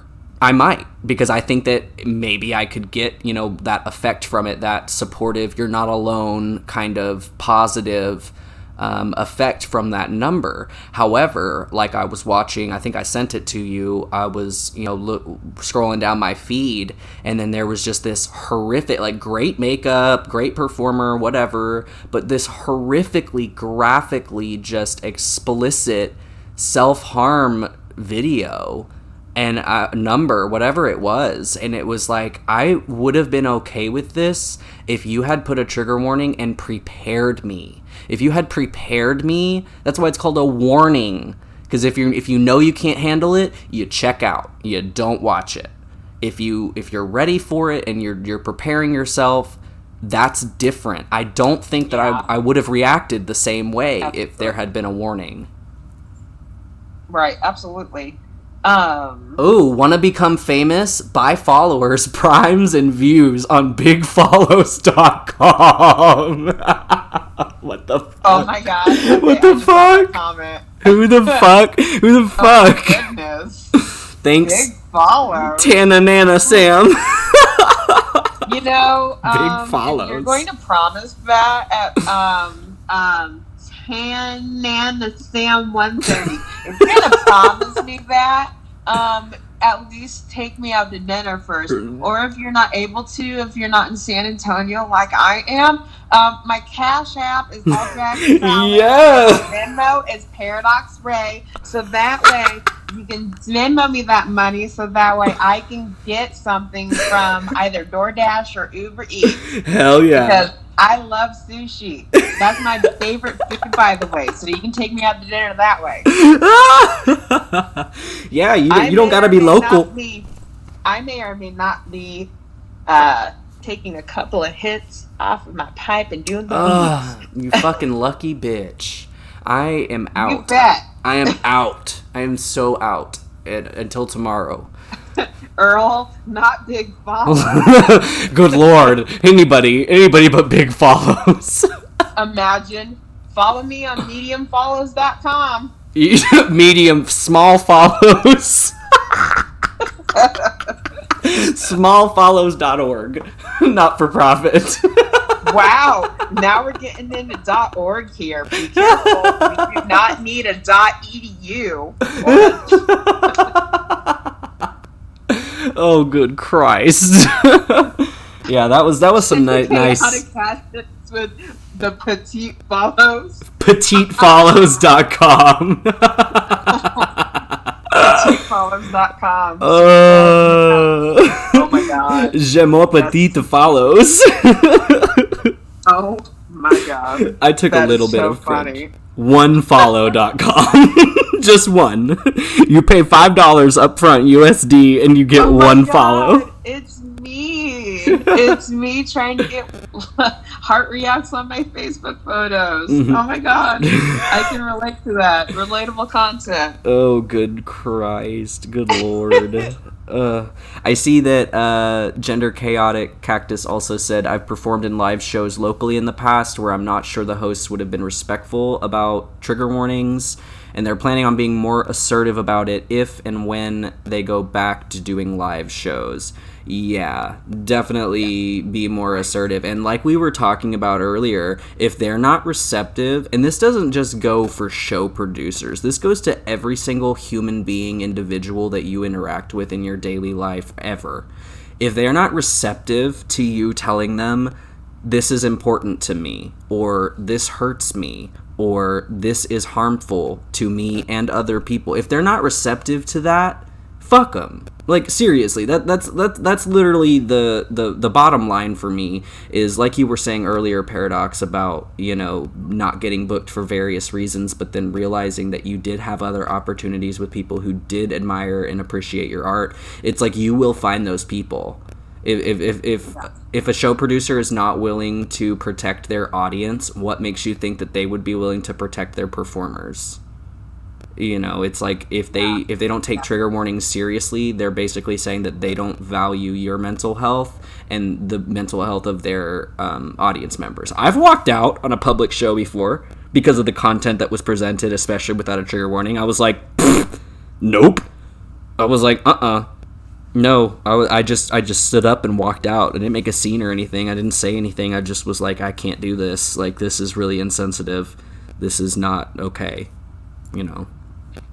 So it's like, we definitely deal with those people every day in our lives, especially as performers. You know, I always considered myself to be a very introverted person, but I kind of found that I am an extrovert, but I'm an extrovert with a social threshold. You know, it's like, I love to interact with people until I've met my limit, and then I'm like, don't fucking touch me. Like, leave me alone. Yeah. Don't look in my direction. I cannot do the social shit anymore. So I understand, especially when I was a baby, being a little bit wary of, you know, bringing up things like I would be announced as AFAB without my consent. You know, that would be the very first thing that the audience heard about me, was this person has a vagina, which is essentially all that's saying. And that's awesome if that's something that you want to say. You know, you tell the producer or the host, like, hey, here's my intro. You can say all of this. But when it's completely unwarranted, which has happened to me more than once, and I know has happened to other people, some of the Rat Kid Art, I know that this has happened to him as well, is when that happens out of nowhere, That's a big thing. Because the entirety of that number, those numbers, I was just like, great. Everybody is thinking about what's in my pants now. That's really awkward. You know, it's like, because I had, you know, I use a packer and everything, so it's like, it's not necessarily my desire to for people to think that I'm cis, because it's not something that I hide. But I honestly, like, I don't necessarily want everybody to know what I'm packing. You know, like, if they think it's a real dick, great, I'm flattered. But I won't hesitate to be like, nah, it's a packer. But it's like, that doesn't need to be the first thing on somebody's mind when I come out onto a stage. You know, and the fact that people they're still doing that digitally, you know, the same people who have said that shit to me and done that to me while I'm, you know, announced to me before I perform, they're still doing it on social media now that there's, you know, a lockdown or what have you, quarantine, no bars open. They're still doing it digitally, where they refer to in their digital shows their performers as AFAB performers. And of course, I don't know if, you know, each individual performer is okay with that, but I know for a fact there was one that wasn't. I know for a fact there was one who wasn't. So what other thing do I have to assume but that none of them were? You know what I mean? It's like, if you want to announce your performer as their genitals, that is up to their consent. That is not something that you know, just say. Yeah, I do agree with that as well, because it's super toxic behavior for one, and also this is just fact, and this is something that I've noticed based on observation, is that the very moment that the host and MC says that you are AFAB, oh boy, the number of tips that you'll receive performing that number drops significantly. Exactly, gender chaotic cactus. Fucking-exactly. They would never do that to an AMAB person, and that is my issue with that, is that, you know, you wouldn't announce a drag queen as AMAB. You know, everybody assumes that's what they are already, because that's the stereotype that we, in the drag community, deal with, is that drag is just for cis gay men. And that's not true. It's just not. It's outdated. It's very outdated. Maybe when fucking drag was around in its, what were the roots of it, like the 60s, 70s or something like that. Like, maybe then there was a lot of shit then that wasn't PC now. Let's be real. A lot of words and descriptors for trans people that are not appropriate anymore. But it's just like, well, they would never do that to somebody who was assigned male at birth. They wouldn't. Because they don't think that it's important. But for some reason, they think that saying, oh, this person has a vagina, that's important. It's like... Because because I can think of actually like it's kind of, I don't want to say like a weird segue, but it's kind of like a somewhat, like it's cohesive based on this conversation, because you bring up that. So... when it comes to drag being very PC now, prime example was that I did a show last year, and it was in Austin. God bless the drag scene. I'm not going to necessarily name this show. However, there was a number where what I can remember from it was that it was a cis gay white man that identifies as a drag queen. And so they used the song Short Dick Man, right? You know, don't want no short dick man. Mm-hmm. Okay, I get the gaggery / comedy behind it. However, another cast member who identifies as a trans man, they brought it up in full blast in our group chat, not even minutes after our show was over. Was this a digital show? What? Was this a digital show, or was this before this COVID? Was back in 2019. Oh, this okay. Was pre-COVID. Okay, gotcha. So another cast member who is a trans man, basically said, you know, and addressed this openly to this drag queen, said that, hey, the use of that song is very transphobic, and it is such a huge slap to the face to me for somebody that was, you know, assigned female at birth, blah, blah, blah, and I now identify as a trans man. So they wrote in just, you know, very eloquent and just explicit detail about how it was not only transphobic, but it created toxic masculinity against those that identify as trans. And made an unsafe environment. It was an And it unsafe made environment. them feel very unsafe and Yeah. very uncomfortable. Not to mention the fact that it was just in the context of it, saying that joke of, well, you've got a small dick, or you've got a tiny ass dick, or something like that. That is just, it's very toxic. And that's what the song implies. And so it was met, unfortunately, instead of a healthy discourse, it was met with opposition and attacking them and making this trans man the victim, which was very, very unfortunate. And Ironic. I can remember talking with this producer about it, and I said, well, here's the thing, is that while you are very much in the right for not allowing this individual to ever be a part of your shows again, because of how they acted towards, your other cast member, and just because of the content of the, track and everything, and so apparently this act was sent in at the last minute, like day of show, which that's a major. I don't no even for accept those. I accept those that's on a major no for me. No, I accept those on very specific circumstances. Never, no. Mm-mm.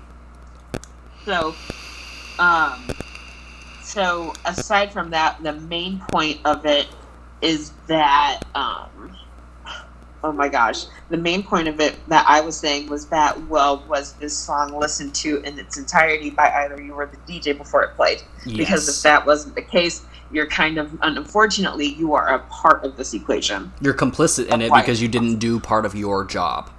Yeah, and this also goes for any white person that wants to choose a song that contains the N-word in it. Yep. Because don't do it. No. Because I'm not going to let, because here's the thing, pre-COVID, I produced my own shows and everything for a minute. But if you do it, you're not going to be part of my show. Oh, no. I know that for a fact. Don't make this awkward for me. I won't make it awkward for you. Oh, yeah. Oh, no. That's never, no.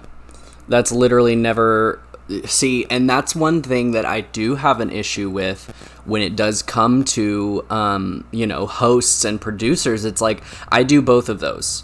I host, I produce, I put everything together pretty much 100% by myself now that I let go my other co-producer. Like, it is 100% on me, and I've taken that initiative because I do not ever want my audience to ever feel like I don't care. Like I don't put that effort into making sure that, like I said before, my audience is safe. Like, that is the biggest thing for me, is I tell people, yes, please include, like in the group chats and the emails, I'm like, please include any potential trigger warnings. I do not take that for granted, like they're going to do it. Like they're going to. Because some people are just, it's not on their radar. And it doesn't necessarily mean that they're in the wrong. It's just that they're ignorant. And I can admit that I'm ignorant on a bunch of things. Like there's certain things, and I feel like that's also really, really fucking important, especially to, the privileged white folks like myself, where it's just like, you have to be receptive when somebody says, hey, this is a fucking problem for me, and here's why. It doesn't matter if you didn't see it that way. Like, when people brought to my attention some issues with the last show, with the cast members, I was like, you know what? That was not on my radar at all. I will rectify this. Like, what can I do to make y'all feel more comfortable? Because this show is a safe space, and I want it to be that way. So it's like the people who are not receptive to that, that is an issue. And the producers and hosts who think that all they have to do, especially in the digital drag, I feel like a lot of people don't really look at the videos especially from my experience in that one show where I saw the very triggering material, that I was like, whoa, if I was the producer of this show and I watched this number, I would have had the fucking sense to very least in the chat or on the mic when introducing this performer, explicitly state, there is a trigger warning in this. I don't give a shit if the performer emailed it to me and said, no, there's no triggers. I don't care. If I look at it as an outsider, as a third party, objectively, and I see something that may not trigger me, but I see something that I'm like, this could be kind of sensitive. Like we were saying, you don't know who's watching. And you don't want to make bad impressions on people. You don't see, that's why I'm so grateful for people who bring shit to my attention as a producer. Like, if there are issues and things that aren't on my radar that I'm not aware of that could be potentially, it could potentially make my show unsafe or make people not want to come back to my show, be it digitally or physically, you know, it's like, I want to know those things, because even if it's not triggering to me or to you or to somebody else, it's like, it could be, you don't know who's watching. You don't know. And in drag, especially during COVID times when it's 100% digital and social media driven, it's like from a business standpoint, like, you're a business person making money. Like, we make money off of this because we put our heart and soul into it.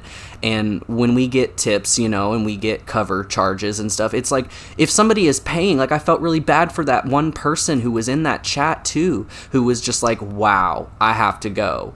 You know, they just left, and I was just like, you know what? That person's probably never going to tune into that person's shows again. And what a fucking shame that is, because that person is putting really important people. That was the thing, is they had a very diverse cast.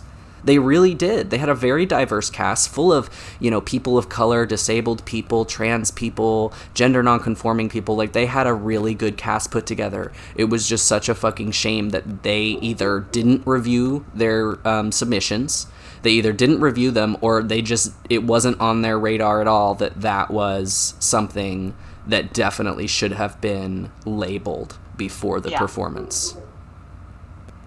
And that's just disappointing, because it's like, it's like I said, I tuned out. I immediately disconnected. I don't think I typed anything in that chat. If anything, I typed whoa, and then I disconnected. You know, it's like, I wasn't going to expand any more than that. They should know what they did wrong. Because I saw the numbers go down. Like, you know, you can see who's viewing. I saw those numbers go down. I saw the numbers drop about 3. So about 3 people left, and then including me was 4. It's like, those are people who are not going to trust your show to be a safe place anymore. They're just not.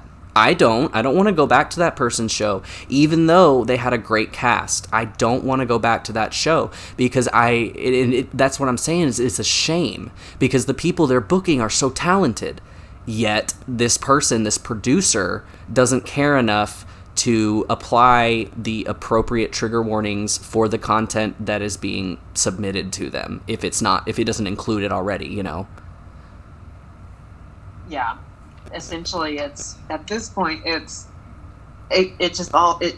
all stems back to just looking out for each other, because at the end of the day, we really want to make sure that we take care of each other, and we also are being very open and receptive to everybody. You know, this is not only just orientation, you know, gender, sexuality. It even boils down to what people have triggers to, because here's the mantra that it's not like I don't want to say mantra exactly. I want to say this was kind of like an old thing that was taught to me by a very old drag queen when I first started doing drag, is that regardless of what you do, whether you are performing, producing a show, or even going out to watch a show in full mug, at the end of the day, there is always going to be that one person that is watching you and your actions. Yep. Because every action has a reaction. Yep. Oh, yeah. So, you know, that is something that I hold with me to this day. Some of the best advice I've ever received. Oh, yeah. And somebody came to me after one of my shows, one of my physical climax shows in Deep Ellum. Somebody came to me, somebody who's been on my cast for a while and somebody who I love and whatever. I did not review their music. I will fully admit that. I did not review their music before they submitted it, because unfortunately, they are one of those people who sends it in very last minute. And at that time, I didn't have time. Like, it was an hour before the show when they sent their music in. I did not realistically have time, but I trusted that performer. However, and it was just the content that they submitted, I saw people get up out of their seats and leave because of how triggering the content was. And it's like, it was something that was very deep to them. It was very important to them. However, they completely disregarded the fact that, like we've been saying, their audience was not comfortable with that being thrown at them, like themes of rape and stuff and very sensitive, abusive issues. It was just, I guess it was just, like I said, wasn't on their radar. Wasn't on their radar as something that needed to be triggered, and they didn't communicate that to me either, even though I asked. See, and that's why I'm saying is it is very important, especially now in the digital drag age, that we as producers and hosts and DJs and what have you that receive the music and the numbers, we review them, because I mean, it is beating kind of a dead horse now at this point, but that shit just it will ruin your impression. It will ruin your impression to people, and then you're going to notice that less people tune into your shows. And it may not because they have a grudge against you or they have anything against you or the people performing. It's that they don't feel safe. They don't feel safe in that setting anymore, because when shit like that sneaks up on people, they're not ready for it. It's a bummer. Like, that's putting it lightly. That's an understatement. But it's a fucking bummer. It ruins the mood. It ruins the vibe. At least give that person an opportunity to step away, go to the bar. In the case of digital drag, log off for a moment. Log off for 5 minutes until the number's over. It's just, there is especially among, I feel like, the cis-gay community, though, just your typical, the stereotype that we all have of, the performers that, I guess, don't really take these things into heavy consideration because of their privilege. Especially being a cis gay person, it's like it isn't on their radar that, wow, a trans person, and they're mostly, a white cis gay person, especially, a trans person or a person of color or, this, that, the other, they don't, it's not on their radar that somebody might be negatively affected by my art when that's not the intention. Yeah. So it's like, I definitely, we've already discussed how our art is, meaningful and how it should be politically driven. Maybe not in the sense of always about like the government, but I feel like politics goes so much further than just, Democratic and Republican. It goes so much further than that into it does intersect into social issues. Politics are very prevalent in society as just a whole. And so it's like, if you're not, I just can't stress it enough. If you're not protecting your audience, what are you doing? Who are you putting on a show for? It's like, it doesn't, moral of that story on that little branch of topic is just protect your fucking audience. Give them something that they want to come see, and give performers a show they want to be a part of. Because I've been a part of a show once, a digital show, where I was triggered by one of the other performers' numbers. It's like, I wasn't even an audience member. I mean, technically I was, but I was also, booked in the show. And I didn't even get to watch my number. I didn't. I tuned out. I was like, no. I was like, I'm not in a good headspace anymore.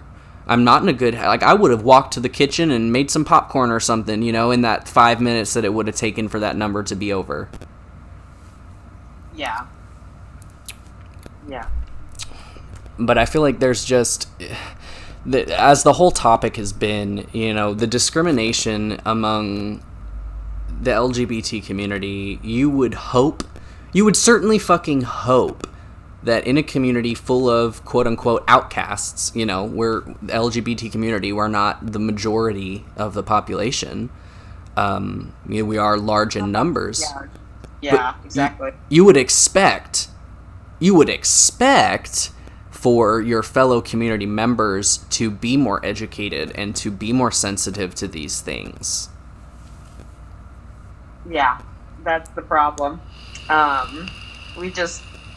When it comes to all of this topic, especially, there's a lot of room for improvement, a lot of discourse, a lot of just opening up all those cans of worms. And people they just need to be receptive to it, and that's the main thing. People do need to be more receptive to it. I find I get met with so much backlash from people. I get met with so much, oh, well, don't be offended. You can't be offended by this. You know, like if it's offensive to trans people, for instance, there will, you know, you can't blanket us all into, and I've had definitely been very vocal about this lately. Excuse me. Definitely been very vocal about this lately, how you cannot blanket an entire what's the word I'm looking for? An entire group of people to maybe just because you're trans, you know, and you don't mind XYZ, you don't mind being called XYZ, or you're gay and you don't mind being called XYZ, like, you know, the F word. It's like, that is a word that I censor when talking to people that I know are not comfortable with that, because it is still a word of hurt for them. It is still something that hurts them. It's a word that I've reclaimed, and, you know, as a gay man, I will use that word like, oh yeah, I'm such a huh, you know, like, as a word, because it's kind of like what they teach you in elementary school, you know, when you're being bullied, just laugh at yourself. You know, they always say, just laugh at yourself, and then the bullies don't get any gratification from it because you're laughing at yourself. You know, they're not making you feel bad. So that's kind of the outlook I take on it.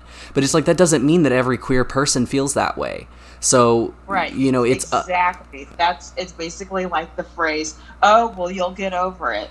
Yep. No.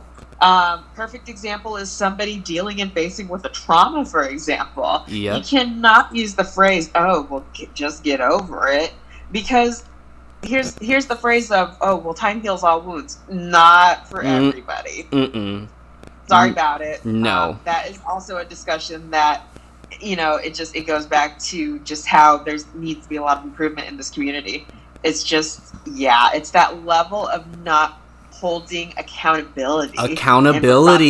Yes. Action. Yes. That's what the main issue is. I find is that accountability, it's, hey, that's a tough pill to swallow.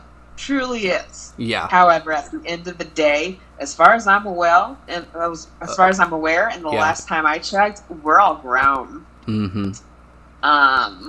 If there needs to be accountability held for horrible behavior or actions that happened in the past, present, or even future, at the end of the day, you got to take that accountability, and you need to make a concrete plan of the actions that you will take to overcome it.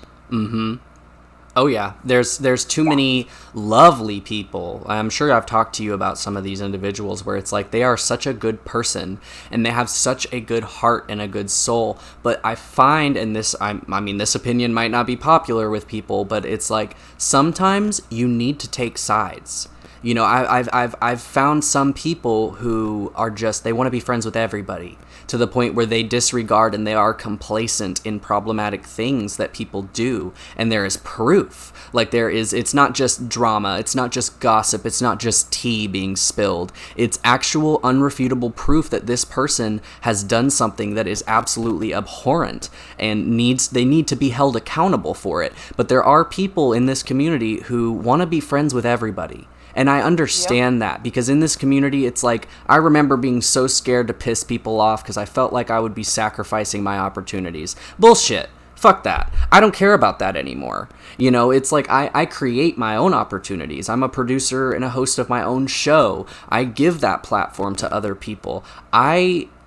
I hold people accountable for their actions, and that's just the issue. Is I just see too many people in the community, especially small communities, you know, because they're so close knit. It's like if you piss off the wrong person, you're out of a job, like you're out of gigs. You're not gonna. That's the fear. And I feel like Gender Chaotic Cactus was talking about earlier about how, you know, they were about bringing up trigger warning issues to producers and hosts. You know, it's like that's how they feel, is that they can't bring that shit up because it'll cost them a booking. Now, I'm still relatively new. I've been doing it for 2 years, whereas, you know, you've been doing it for 5, I believe. And it's like there are almost. and there are people who've been doing it even longer than us. There are people who've been doing it for 10 years, for 20 years, what have you. And it's just like it's just such a slippery slope. It really is. And it's just like People just, I mean, you'd think that it wouldn't be as difficult as saying, people just be better. Just be better. Just that's the phrase. Yeah, it's the phrase, do better. That was one of my signs at the Denton Black Lives Matter protest. It was just cops, be better. It was just like, be better. Like, you have this to performers, you have this platform. Why would you use it for anything else other than being your best self, for acknowledging your shortcomings, for acknowledging, hey y'all, I fucked up. If you say something, we've all done it. We've all said shit that we maybe didn't think about before we said it, or we didn't, like I keep saying, my key phrase for the evening is, it wasn't on our radar that it would have been, potentially problematic or hurtful to other people. When you are addressed with that, if somebody comes to you and says, this is an issue for me, and especially when other people are backing that person. I mean, nobody has to back somebody. But for instance, the issue that I had the other day, and it was like there were other trans people commenting that saying, yes, this word makes me uncomfortable, especially when used in this context, what have you. It's like, you don't get to tell people, oh, well, I have black friends, or I'm trans too. That's the argument that I hear all the time, is just, well, I'm trans, so you can't be offended by this, or, well, I have black friends, so I can say the N-word. It's like, no, you can't. That's not how it works. Yeah. That's not how it works. It just really isn't, and it's so disappointing, especially in our own community, when these things need to be addressed. It's like, we shouldn't have to tell y'all this. We really shouldn't have to tell you, hey, this hurts some people. We really shouldn't have to, but even if we do, there's nothing wrong with that, because like I said, not on everybody's radar.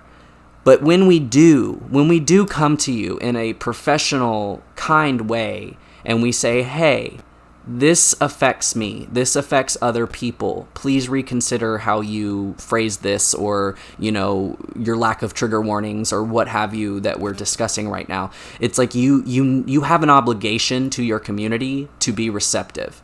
Otherwise, you are creating a toxic environment for not only your performers, but your potential audience. Yeah. Gender Chaotic Cactus says, I'm in a town of 60,000 in Kansas. It's a very small community, and there aren't a lot of options in terms of where to perform. That is a really good point, too. When I first started in Dallas, there really weren't any venues for alternative drag. So, I kind of clung pretty close to what my drag mom did, because she was alternative, and I mean, she still is, but it's like, she's alternative, and she did alternative drag in a way that I kind of felt was more like safe, like a safe way where like alternative drag can occupy the same space as pageant drag and not really have any clashing issues. However, I always wanted to do things that were like just out there, like things that weren't like, I think actually Gender Chaotic Cactus might have also mentioned earlier, if I'm thinking of the right person who commented, that they compromise sometimes on what they do because of how they're received, and they end up doing not necessarily what it is they want to do, but what they think will be received well. And that was the quote-unquote advice I got when performing at a very well-known club in Dallas in Oak Lawn. I'm sure y'all can put that together. We ain't name dropping, but you do the fucking math. I was literally told by not only my partner at the time, but several other drag queens and performers, you just gotta do top 40. You gotta do top 40 if you want to make tips, if you want to win the competition. You gotta do this, you gotta do that. I was like, fuck that. I was like, what's the prize for this competition? $100? Fuck that. I was like, I'm not going to compromise who I am as a person, as a performer, because I want people to like me. I'm like, I did that shit in middle school. Like, no, it's not happening anymore. It's just not. Yeah. It's very competitive, and it's like... It is, and it shouldn't be. I feel like I'm in high school all over again, and I'm that awkward ass band nerd Ugh. with everybody from the motherfucking chess club and drama Yo. club and scholastic ball. Playing clarinet. NHS. Like, I feel like I'm in high school all over again, and I am in the uncool crowd, but I'm in the band, and I'm the marching band, and the only validation we get is that the cheerleaders are standing next to us. That's exactly how I feel. Oh, yeah. Very specific. I know. I'm roasting my own self. Hey, back from high school. Ain't nothing wrong with that. See, I didn't actually go to high school. I went to middle school, and then my depression, and I was having some health issues too at the time. I went to a total of 2 months in high school at a public high school. And I missed all of my sick days within the first 2 months that I was allotted for the entire year, even though I kept up with all my work at home. You know, like I did all of my homework. I knew what the assignments were. I kept kept in contact with my teachers at the time. I used all of my sick days, and you know what they told me? They said, well, because this was 9th grade, they were like, well, you're going to have to finish this year, and then you're going to have to do it again. And me and my mom were both like, what the fuck? What do you mean? What do you mean I'm going to have to finish this year and then do it again? I'm like, my grades are good. I've been submitting my homework. But it was the attendance that they had a problem with. And so my mom did, what a good mom would do. And she was like, fuck that. She agreed with me. She was like, that's fucking stupid. So she took me out and she enrolled me in an online homebound program through TTUISD. And I was 13 at the time, and I was so depressed because I couldn't motivate myself to do that work. I just couldn't. My mom worked, two full-time jobs, was a personal trainer, was never home, and she would, go to the bars after work. And so when she would come home, that was the only time I ever saw her was when she'd been drinking. And she wasn't abusive by any means, nothing like that. But it was like that was the only side of her I ever saw as a youth. Because that was, when she would come home, the house wouldn't get swept, the dishes wouldn't be done, and I'm 13 years old on fucking Tumblr, just dicking around every single day for 4 years. For 4 fucking years, I swear to God, the only thing that I did was go to conventions and, cosplay and express my gender through cross-playing at the time, as a woman dressing up as a man. That was how I expressed myself and my gender identity at the time. And I didn't have that traditional high school experience. I didn't go to prom. I didn't do any of that shit. I did none of it. And it's just like having not experienced all of that stuff does put me at a very big disadvantage from a lot of, traditional youth who have already had to experience that stuff. And now I feel like I'm having to experience it in the drag scene. And I'm just like, this is exactly like middle school, but like worse, how I imagine high school would have been. You know what I mean? Like, I just tested out of everything. I just tested out, and I passed my ACT. My mom was cool, so she signed off on my forged transcript, and I got into college, and I was very smart. Like, I passed all my tests. I crammed for 6 months to pass 4 years worth of education. That's what it took. That's literally all it took for me to pass out of just high school in general and skip that. But it's like I do look and I hear stories like this, from people like yourself, and I look at the drag scene around me and I'm just like, that's exactly what this fucking is. I'm just like, it's high school. It's what I didn't get to experience, but the only thing is that it's in a community that I want to feel accepted in, and I want to feel like I belong in, and I don't want to have this beef with people. I don't want people to have beef with me. But that's kind of, that is kind of the fucking basis of just life. It's not everybody's going to like you. Not everybody's going to like you. But the best that, you can do as a performer, I feel like, is just be professional. I've had to perform alongside people that I don't like, that I know don't like me. Maybe if I don't even have any personal opinion of them, they just have one of me. I'm like, I've had to do it. You just smile. You don't say anything to them if you don't have to. But if you do have to say something to them, you just do it like any acquaintance. It's just professionalism is also very overlooked, I feel like, especially with new performers. Yeah, you just yeah, that's kind of the thing that I have too, mentality wise, is that if there's somebody you don't necessarily care for, or if it's somebody that's new, for example, or anything along those lines, just walk in there, act civil, collect that coin, and just get out. Yeah, dip out. It's like at that point, if anybody wants to start shit with you, it's so hard. And I had to teach myself this too, because I'm one of those people that's like, if you step to me and you're, disrespectful, I want to tell you, go fuck yourself running. Like I want to tell them literally, go get fucked. Go fuck yourself, because the way you're behaving is inappropriate.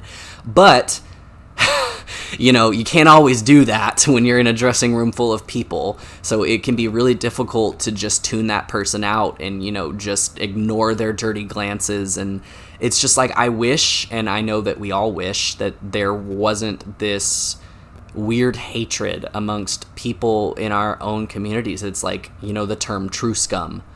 It's like there have been, we've all encountered people like that who are trans, or who are gay, or who are black, and who are in the LGBT community, and yet they support the opposite ideals. Like I know a couple black people who support Trump, and I'm just like, what?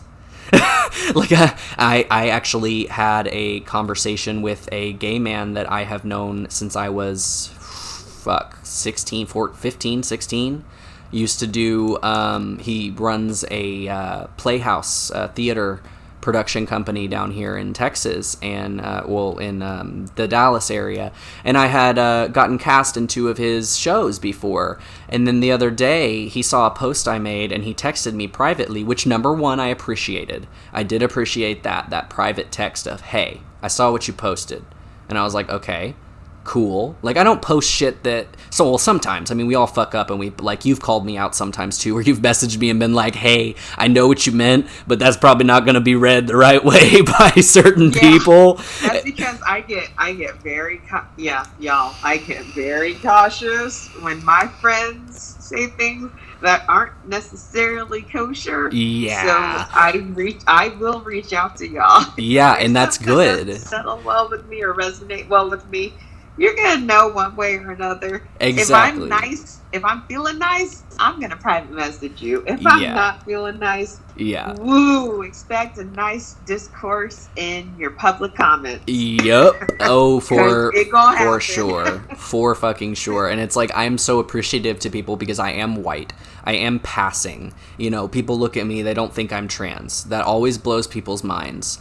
And I kind of wish that, like, it's a weird feeling, and I don't know if there are other trans individuals who, are, I'm kind of specifically talking about, like, the binary trans people like myself, who are just, very just male or female, because I feel like non-binary people are never going to, quote unquote, pass. Because, like, what is that? What is passing when you don't identify with either gender? You know what I mean? Maybe you can talk more to that.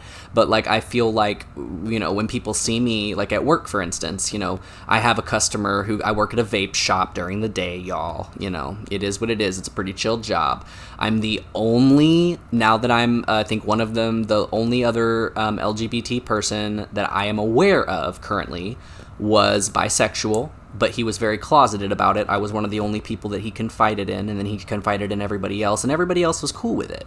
However, I have this one regular customer who fucking comes in every time. Literally, the last time he came in, this was literally not even a month ago, he's wearing a mask because it is legally mandated here in Dallas County, and he comes in and just goes, like coughing, like he thinks it's funny. And he came up to me and he was like, you don't look amused. And I said, I'm not. How can I help you today? Like that customer service voice of, he's a regular, I know him. And he's also the same regular who once decided that it would be appropriate, because I passed, he had no idea. But on the other hand, I'm still just like, why would you even show this to anybody? He showed me a video, me and my coworker, a video about a guy, just this radicalist, talking about how he's not required to acknowledge anybody's gender. And, like, basically what that one person was saying on my post, facts are facts. You know, facts are just facts. You either are a woman or you are a man. You were either born that way, and that's how I'm going to call you. I'm not going to call you a man if you look like a woman, kind of shit. So it's like, that is my privilege. I've been transitioning since I was 15. It's been 7 years now. It's like, that is my privilege that I pass. But so when I hear people, you know, he decided to show me this video of this guy, and I just let him finish. Like, here's the thing. It was a 6-minute long video, something like that. And I let him finish. I was looking at my coworker the whole time, and I looked at her, and I said as clear as he could hear me, I was like, he has no idea. Like, right in front of him. I wasn't whispering. I was just like, he has no idea. And she looked at me, and she was like, no, he doesn't. So I let him finish his video that was super insulting, and he was laughing about it. You know, he thought it was hilarious that this guy was saying all these things about, you know, you are who you were born as, you know, whatever. I'm not going to I don't have to acknowledge that, whatever. And then I let him finish that video, and I looked at him and I said, okay, so now that you're finished, you know, like that teacher voice, are you done? Like, now that you're finished, I want to ask you what your personal stance is on this that you just showed me. Because I wasn't going to just come after him. I wanted to catch him. I wanted him to realize what he did wrong. Like, I wanted him to catch himself in a corner, you know, and be uncomfortable. Because he made himself uncomfortable. I said, so what are your opinions on this now? Now that you've shown me this, how do you feel? And he was like, well, you know, I mean, I just don't give a shit. Okay, clearly he gives a shit. Like, because he's always coming in talking about not PC shit. I'm like, if you didn't give a shit, you wouldn't be showing me this. Like, clearly you have an opinion, so why don't you just fucking tell me what it is, since you seem to be so eager to do so? And he was like, well, you know, and this happened just right after he said that, you know, he wanted me to meet his kid, because he also is always very passionate about showing me what his little Girl Scout daughter is doing, which I love. You know, that's cute. That's wholesome. But, you know, he was like, well, you know, I mean, like, if you were born a woman, like, I'm gonna call you she. Like, I just don't give a shit how you identify, but, like, I'm gonna call you what I'm gonna call you, and I don't have to acknowledge how you feel and how you identify. Like, I don't want that around my children. And that was the kicker for me. As I looked at him, I said, okay, buckle up. I literally said that. I was like, okay, I want you to take a second and take a deep breath, because what I'm about to hit you with is something that you weren't expecting, you know. And I was like, I was born a woman.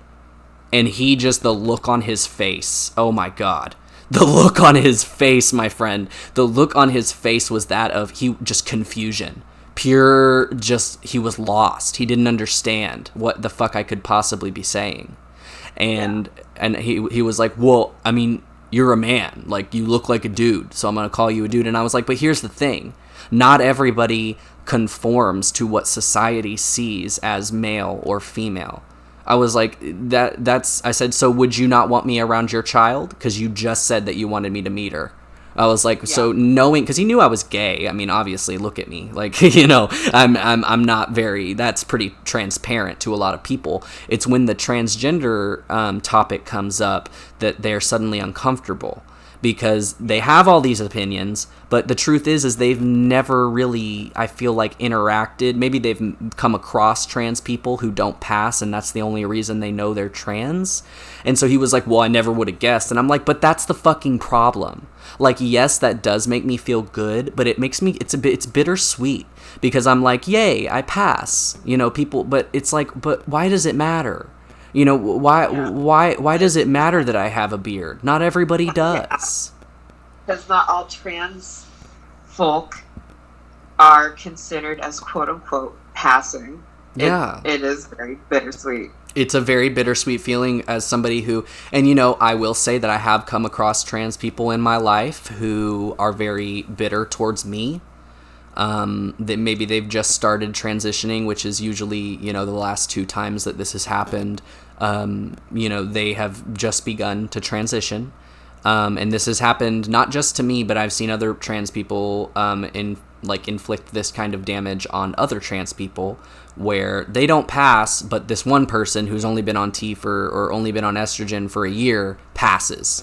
And they're just so bitter. And they're so hateful towards their, you know, trans brothers and sisters and everything in between. It's like, they're just like, well, you know, fuck you, you pass, you pass for cis, so you're this, that, and the other. It's like, Yeah, but I've worked for this. You know, it's like I did not pass for about 3 years.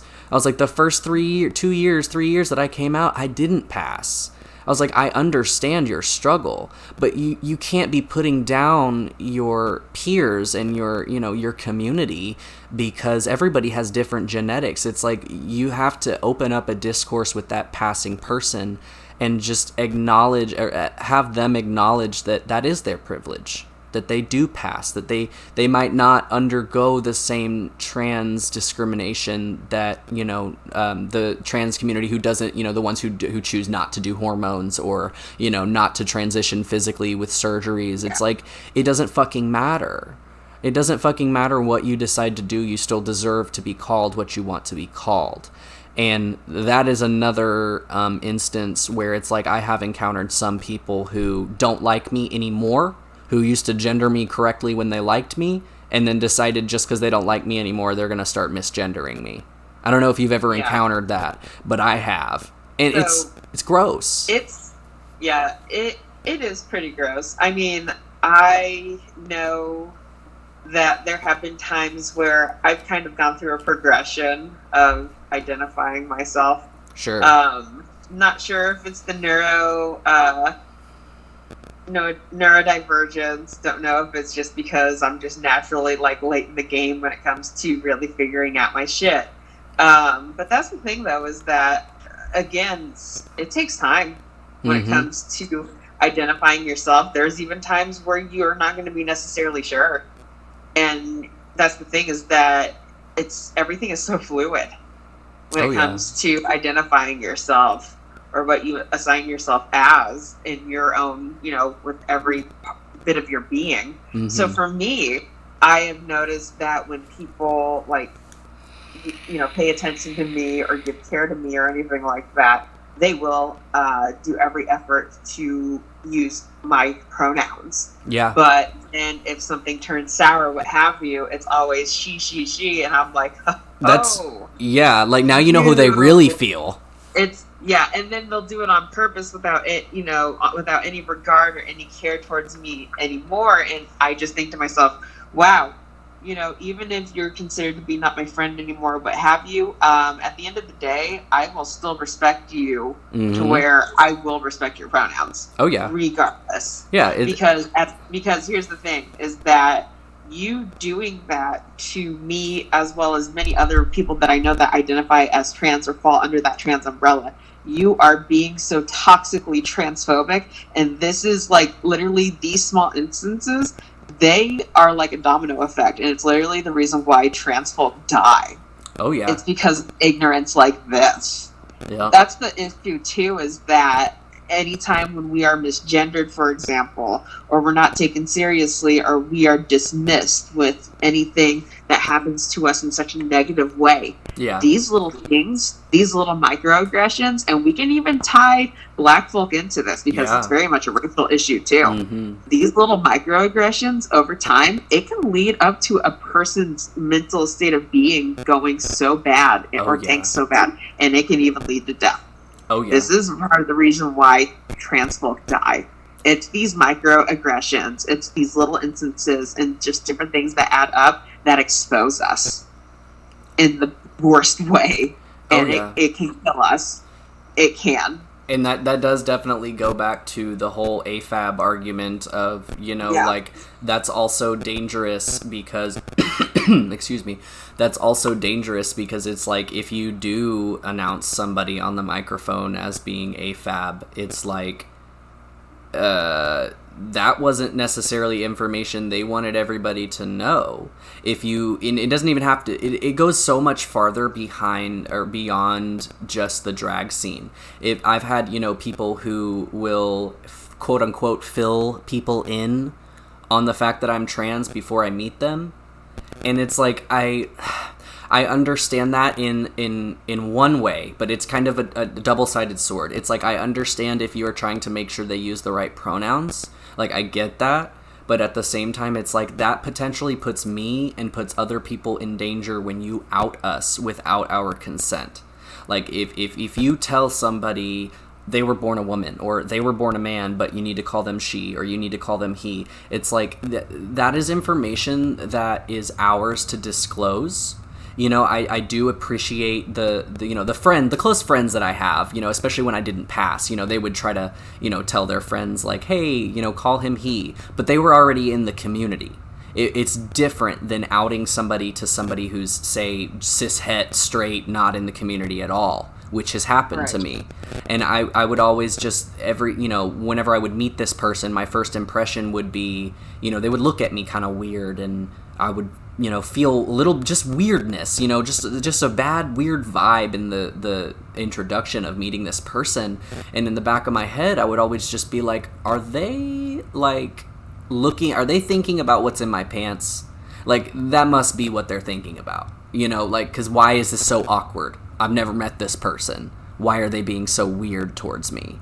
You know, that kind of thing. And I think that's also something very important to talk about, is that if you do have trans friends, even if you're trans and you're okay with certain terminology, you're okay being called AFAB or AMAB, you're okay with, you know, being super open about the fact that you're trans and what have you. It's like, even if you are in the same community and you are comfortable with those things, you cannot assume that everybody whose, you know, gender identity or sexuality aligns with yours, kind of going back to the F word thing. It's like, you cannot assume that everybody is okay with that and that everybody doesn't have trauma tied to those terms. And it's just consideration. We need more. I feel like the stereotype with the gay community in general, especially the cis gay community, is just that, you know, tough titties. You know, that's what I've gotten a lot from people, of trans people and cis het people. It's even more hurtful coming from trans people, in my opinion, because they should know better. You know, they should know better than to assume my journey has been the same as theirs. You know what I mean? It's like, you should be more open and receptive, especially to your own community. Just because you don't mind this term does not mean that everybody else is comfortable with it. And that's exactly why I censor myself, you know, before using the F word. Like, if I have used the F word in front of other gay friends, I'm always, if I don't know that they're okay with it, sometimes, you know, I just don't think, you know. And then there is also that accountability that comes in, and you have to hold yourself accountable to be like, oh my God, I'm so sorry. Like, are you okay with that term? Like, I realized that I didn't ask you, and now you seem really uncomfortable. That's happened to me a few times before. And, you know, I have had to apologize and been like, I'm really sorry. I didn't, you know, that word is not offensive to me anymore because I've just taken away all the power from it. However, I did not take into consideration that you might not feel the same way. You know, yeah. It is that box that I feel like is in any sexuality, any community. People are going to try to push you into a box.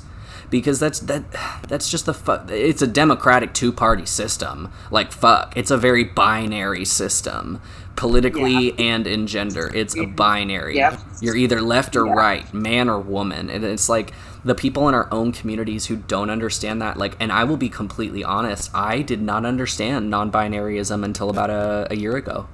I'll be completely transparent with that. I did not think that non-binary people were trans. I didn't. I didn't understand it until somebody educated me on it, and they educated me on it, and I was like, well, you know, I gave them my 2 cents, which isn't relevant anymore because I obviously don't feel that way after being educated on it. But, you know, I did open a discourse with that person, and that person does not like me anymore because of the fact that I came into that discourse with this ignorant mindset.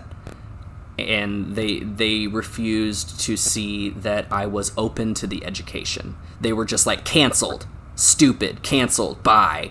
And I was like, I don't know why you're canceling me, because I'm trans and I don't understand this. This is new to me. I'm trans-binary. You know, it's different, and I'm so sorry that you felt this way, but all I needed you to do was educate me. Literally, that's all I needed. And then... And it's really... Yeah, and it's really interesting because when it comes to folks that identify as non-binary, I find that a part of the discourse, I don't know if you've ever seen that photo of the 2 umbrellas, you know, one of them being the, you know, cis, and the other umbrella being trans, but underneath the trans umbrella, you have, folks that are non-binary that identify as a trans man, trans woman, trans woman, and so on and so forth. It's really interesting just seeing that diagram. But it's also another thing too when it comes to identifying as non-binary. Not all of us that are non-binary, we personally identify as trans. I will say, like me, for example, while I may not personally identify myself as trans, I realize that not being as non-binary, it falls under the trans umbrella, and I respect that a lot, even though I don't personally use the term or the label trans, if that makes sense. It's interesting. Yeah, it definitely is. It definitely is a very interesting topic, and I feel like that's also one thing that I've had negative experiences with in this community is just the, and I can't fully blame these individuals because I'm sure that they have been subjected to a lot of ignorance in their lives. So I can't necessarily blame them for being like, okay, well, fuck you, bye. I can't blame them for feeling that way and for reacting that way, especially like coming from somebody in their community like me, for instance, who I didn't understand because I don't feel that way and I haven't had that feeling. I just knew I was a man. There wasn't any in between for me personally. So it's like I just feel like I wish that there was. I see so many people. I feel like cancel culture is toxic. However, the moment somebody name drops me, calls me out, and says something, I will jump on that train. We've been there. We've seen those posts I've made. We've been new that it's like I will be vague, and then once you call yourself out on that post, when I haven't mentioned you by name or anything that is like absolutely descriptive of something you've done beyond a doubt, it's like if you want to bring my name into it, I will plaster the internet with screenshots and shit that you've said and done.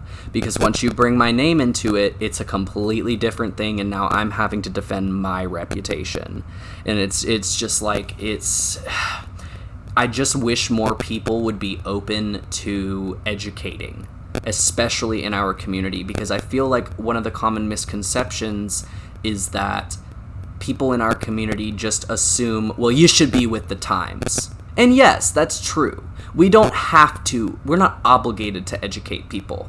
We're not. We're really not. Yeah. Especially now. It's like we shouldn't have to. But if it's somebody that you've been friends with, and it's like, if you don't have the energy to educate somebody rando on Facebook, whatever, I get that. It's just like delete, block, get the fuck out. Like, I don't got the energy for this. I get that. But it's like, if it's somebody that you've known and this is a new fact to you that they don't understand this, it baffles me how people would be so quick to just attack this person and put them on blast before making an attempt, because it's happened to me before. And it wasn't on the internet, but it was through the grapevine. I was put on blast verbally, through the grapevine of people talking about, it's a game of telephone gossip, who knows what the original story really was, honestly. But like, it's like if somebody does something, somebody that is close in your community, it's like you need to make that effort to say, okay, I shouldn't have to tell you this, but I care about you. So I'm going to tell you this. Just kind of like, when you messaged me that one time and you were like, hey, I get what you're saying, but this post don't come off right. It don't come off right. It not right. Right. Yeah, exactly. Because when it comes to cancel culture, if we're on the topic, I too can understand how it is extremely toxic. But to kind of add this from a perspective of being Black and also identifying as non-binary, but if you peel away the layers, peel them back, this is somebody that is AFAB in context. So looking at it from that perspective, here's the thing, is that being Black, we, technically speaking, when it comes to racial issues, we technically do not have to educate you. No. or have the burden to educate you or Yeah. have the patience to put up with you Yeah. if you don't identify as Black. So cancel culture, yes, while I do understand it is definitely there for a reason, if we're talking about like racial structures or anything that has to deal with racism and being a Black person, for example, from that perspective, technically speaking, it's like with the levels of repression that have been experienced since the dawn of time, we technically don't have to put up with you, and we can cancel and block you in a heartbeat. Oh, hell yeah. Hell yeah. So just to feed from that, perspective as an example, it's very interesting how that can be put into work. Just as an example. So one that I can provide, it actually happened very recently, a couple days ago, where it was an individual that had shared a police brutality video. In that content, it had an 11-year-old Black autistic child. That, for me, was extremely triggering. For, of course, very... for a lot of reasons. And so I could have blocked this individual who was white. I could have blocked them. I could have told them straight up in the comments to fuck the way off with that nonsense. But what I did, I was instead educational. And I basically told them, regardless of their apologies, I said that I was not going to accept them and that I didn't care. And I said, if you are truly going to be that proper ally for other Black folk, you do not do this ever. Yeah. You don't do this ever because it's considered trauma porn. You should be ashamed of yourself. You should be very ashamed of yourself because I'm very disappointed in you and I'm angry at you. I am not accepting your apology. Do better and stand better for your Black folk. In your life. It's like you don't have to associate with them anymore, but I appreciate that you left them with that do better to other Black folk. It's like I could have tacked on my PayPal or my Venmo or whatever because I used my emotional labor as a Black person to educate them. And it mentally, and not to mention the fact that it mentally hurt me seeing that. It was awful. It was god awful. Again, I wouldn't wish this upon my enemies to view it. It was awful. There is definitely content like that I've seen too. And like that one person, I think I sent you the link to their video about the self-harm video that had absolutely no trigger warning. I commented, respectfully, and I said this needs a very heavy trigger warning. And I deleted them. I was like, I'm not going to come after you. I'm not going to attack you, but I'm going to tell you publicly, because everybody who was commenting was just like, oh my god, I love it. It was clearly people who aren't triggered by self-harm, like who haven't had those experiences to where that's not just art, that's just art to them, but to other people who are viewing it. We keep coming back to this, and it's a very important topic. It's a very important discussion about trigger warnings. It's like I just commented, and I was like, this needs a very heavy trigger warning. And they commented back at me, and they were like, well, I figured that the first 5 seconds of the video was a trigger warning enough. And I was like, no.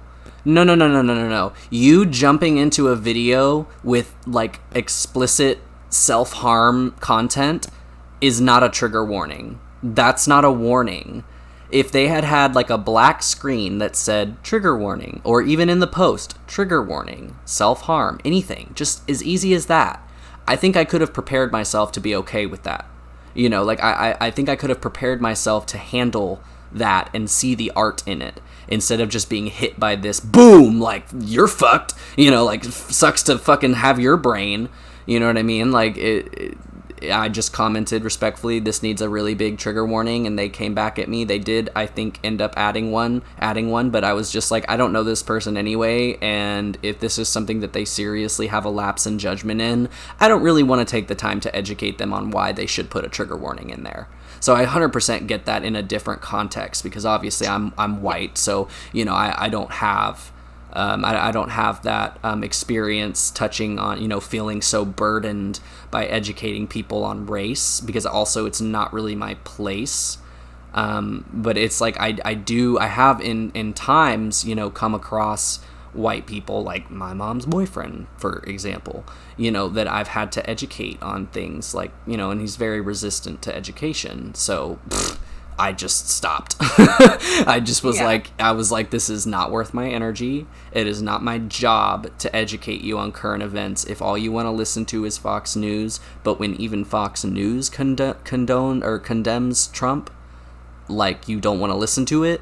I was like, there's no getting through to you. You're going to think what you're going to think. And it, like you said, it's just not our play. We don't have to. We're not obligated.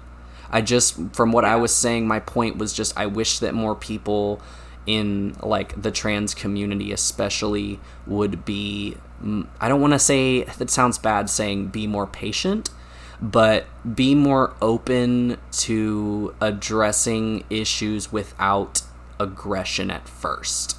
Like, if somebody is just misgendering and whatever, maybe doesn't read, we don't know. It's flat text. How are we going to fucking know if somebody knows something or not? So I saw a good friend of ours, both of ours, commented back at somebody about, it was a post about Kylie Jenner, Caitlyn Jenner.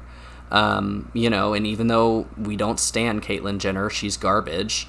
We still need to. At the end of the day, we still use her pronouns, and we respect them. Yes. And I saw that person, comment back really respectfully and say, hey, use her proper pronouns. Like, yeah, we don't like her, but that also comes down to the thing we were talking about, where it's like, if you don't like somebody, you just stop using their pronouns. Like, it's just like, that's not right. Like, that shows that you as a person are not an ally. You are an ally when it is convenient for you and when you are on good terms with the person. You respect the person because you respect them. You respect their pronouns because you respect them. As soon as you lose respect for them, all of the respect for their pronouns goes out the door. And it's like, I am not about that. And I will admit, when I was like 13 and stupid, I would do that shit. Oh God. Yeah. Oh God. I reflect back on that now, being 22 and being openly, because I was very confused back then when I did say and do those things online, on Tumblr, whatever, because I knew a lot of trans people before I came out, and I am very grateful to those trans people too, because they kind of helped me realize, kind of figure out. And then nobody pushed anything on me, of course, but like, I knew that something wasn't right from a very young age. I'm sure as not all of us, but most of us do have that youngish recollection of something don't feel right. Like, I don't know what's going on, but I don't feel like a girl, or I don't feel like a boy, or I don't feel, this way or that way. And, I feel like having those, another kind of topic that I do want to at least, we have been on this for about 2.5 hours now, so right. we do still have a lot of people listening in, but it might be time to kind of get to a wrapping up point here pretty soon. But something that I did want to bring up was, like, with trans individuals feeling this way towards certain trans individuals, like how we could better address these issues. I don't even think, honestly, like, I don't even think that there is a way to address it sometimes, without, when people don't want to be receptive.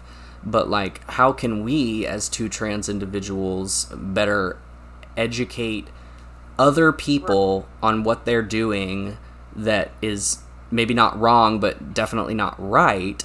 How do we do that in a way that is accepting and acknowledging of, different schools of thought and different, just what have you? Like, how do we better educate them when they are the same, they're the same as us. They are in the same boat, yet they feel so radical, so conservative with their thoughts. How the fuck do we, what is... because I totally get what you're saying with that. That's the problem when it comes to just any circle of folks in a community, for example. It's not necessarily our community. It's also even when the cis are not okay. Like, they even have their weird circles of the quote-unquote problematic faves.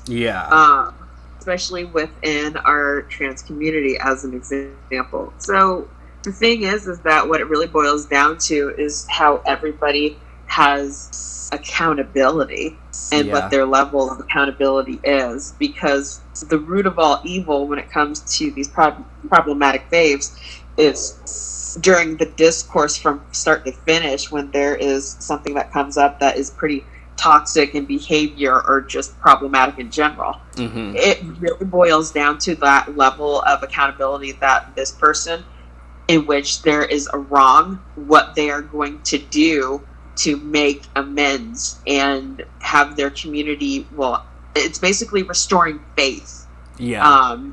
within that person again.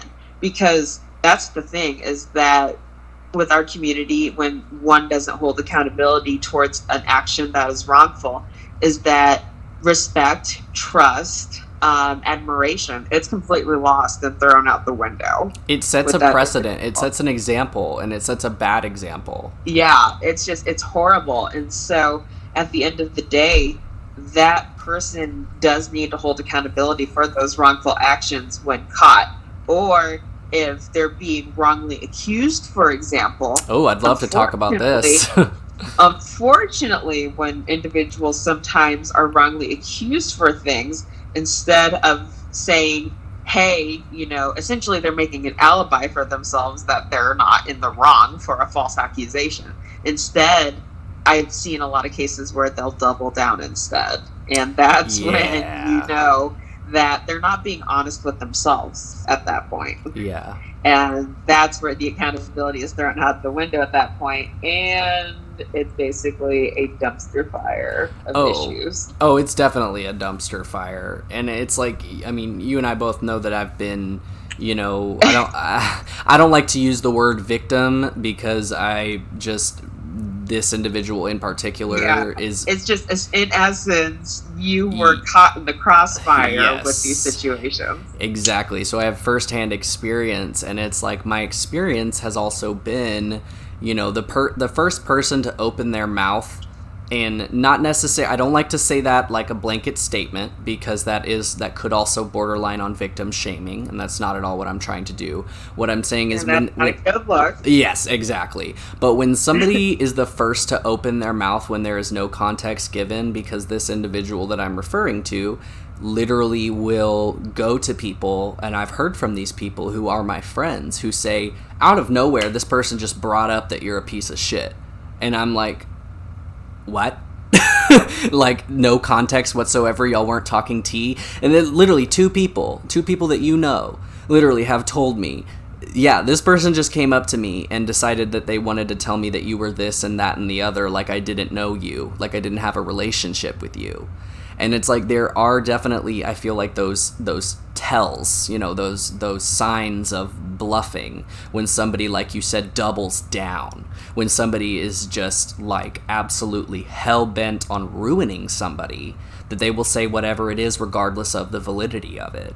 And I see a lot of it in our community, not even against me, like I see a lot of it against other people too. And it's like, us as people in the out crowd, we don't know what is truth and what is not. We have to take everything with a grain of sand, because we weren't there. But there is that trust that you build with people through, communicating with them over time. Like, you've known somebody for, months and months and months, and maybe you met this person having heard negative things about them. But I am still, it's like, from my negative interactions that I've had, that I know people talk negatively about me for whatever it is they want to say, I know, it's like, I know that my conscience, I have a very heavy conscience, like I have a very guilty conscience. I was always that kid where it was like, I think I stole somebody's stuffed animal out of their cubby once in daycare, and I felt so fucking bad. I felt so bad that, like, I literally, like, just confessed. Like, that's how guilty my conscience is. So it's like, I feel like it is, we were talking about, things like false accusations, and it's like, I feel like if you don't have anything to hide, people will know that. They'll get that feeling off of your energy, especially people who are very in tune with energy, you know, like who either dabble in witchcraft or, you know, like me, I'm just very into just the law of attraction and reading. I'm an empath, so it's like I just read people. And yes, I have been naive. I have to clock myself. I have thought that I knew somebody very well and then was, you know, proven wrong, you know, proven completely wrong, that I thought I knew this person and ends up I didn't at all. You know, I knew a version of them that I created in my head, but it wasn't, you know, accurate. But it's like, I just feel like that is kind of a tell that, and it is kind of advice to the entire community, especially drag community, which is just like, take what you hear from strangers with a grain of salt. You know, it's like, because in this community, that cancel culture we're talking about again, people, I feel like I have seen people who will use cancer culture, that's not good, that's not what I meant, cancel culture as a way to inhibit the success of whoever they're going after because they feel like they are a threat. Yeah. Because I see that a lot, and I feel like a handful of people see me as a threat, and it's just like when all this shit, you know, started coming out, I was just like, I'm not, like, obviously when I heard about it, heard the things that were being said, you know, I was like, what in the fuck? And I fell into a very deep depression over it because, you know, it was just stuff that I couldn't even make up in my own imagination, you know, and so it was very startling for me. But, you know, as I talked to my therapist about it, my mom, my boyfriend, you know, as I talked to people about it, my best friend, people that I trusted, I kind of began to find that peace inside of me again that says, okay, these people know me. You know, like, these people know me, and they know even when they heard this shit, when they heard it, they were like, someone doesn't sound right. And some of them came to me and said, hey, so-and-so just told me this. I don't believe it for a second, but I want to hear your side. You know what I mean? Yeah, at the end of the day, these folks are they know you based off of the reflection of your character, of who you truly are as a person. And that's how I found good friends, and like in you, and, you know, in handfuls of other people in the community that I've found who especially the ones who have heard this shit, you know, especially the ones who have come to me and been like, this is bullshit, right? You know, like, especially those people, it's like I have built the closest relationships with those people because it's like I don't fear that they think I'm something that I'm not, or whatever it is. It's like I know that they know me, and I know them well enough to know that they will be real with me. Like, me and my best friend, I will call my best friend out on shit that she does that is stupid, like, all the time. Like, I will literally, she'll, you know, try to get me to sometimes, and if Ember, if you're listening to this, I love you. But, you know, like, sometimes she'll show me things and, you know, venting like a best friend does. And if she does say something problematic, or if she has in the text screenshot she sends me or something, I'm gonna be like, hey, like, the reason that this person is reacting XYZ is because you said XYZ. You know, like, I am gonna be a unbiased third party where I'm like, hey, you know, maybe you could have said this differently. I know you're not a bad person. I know that because I know you. I've known you for over a year now. It's like, I know you a way that this person does not know you. So, and especially, you know, talking about professionalism and stuff in the community and rumors, because rumors happen, and especially in the gay community. Fuck. Like, goddamn, so much, even more in the gay community. Fuck. But it's just like, if you're one of those people, and I can't stress this enough, if you are one of those people who takes somebody's word as gospel when you haven't even known that person for a long time enough to know their character, to know, you know, because people are snakes. People are fucking snakes, but they all show their true colors in the end, because they're not going to change unless they make an effort. And even then, sometimes they still can't. So it's like, I just kind of sit back, and I'm just like, you know, I know that I haven't done XYZ, and I know that I'm a good person, and I can just trust that this person is going to fuck up again. And wouldn't you know it, they're fucking up again. I've been getting messages. They're fucking up again. They're fucking other people over again. And some people are messaging me being like, wow, so sorry that I never believed you. Like, people who, you know, were friends with that person at the time and then took what they said for gospel, you know, and it just does all tie down again to professionalism, where it's like, if you hear something in the back room, if you are participating in some kind of negative gossip, what have you, like, it's like those things you kind of do need to be aware of if you're participating, because, again, you don't know who's listening. You don't know who's listening. You don't know who's overhearing your conversation.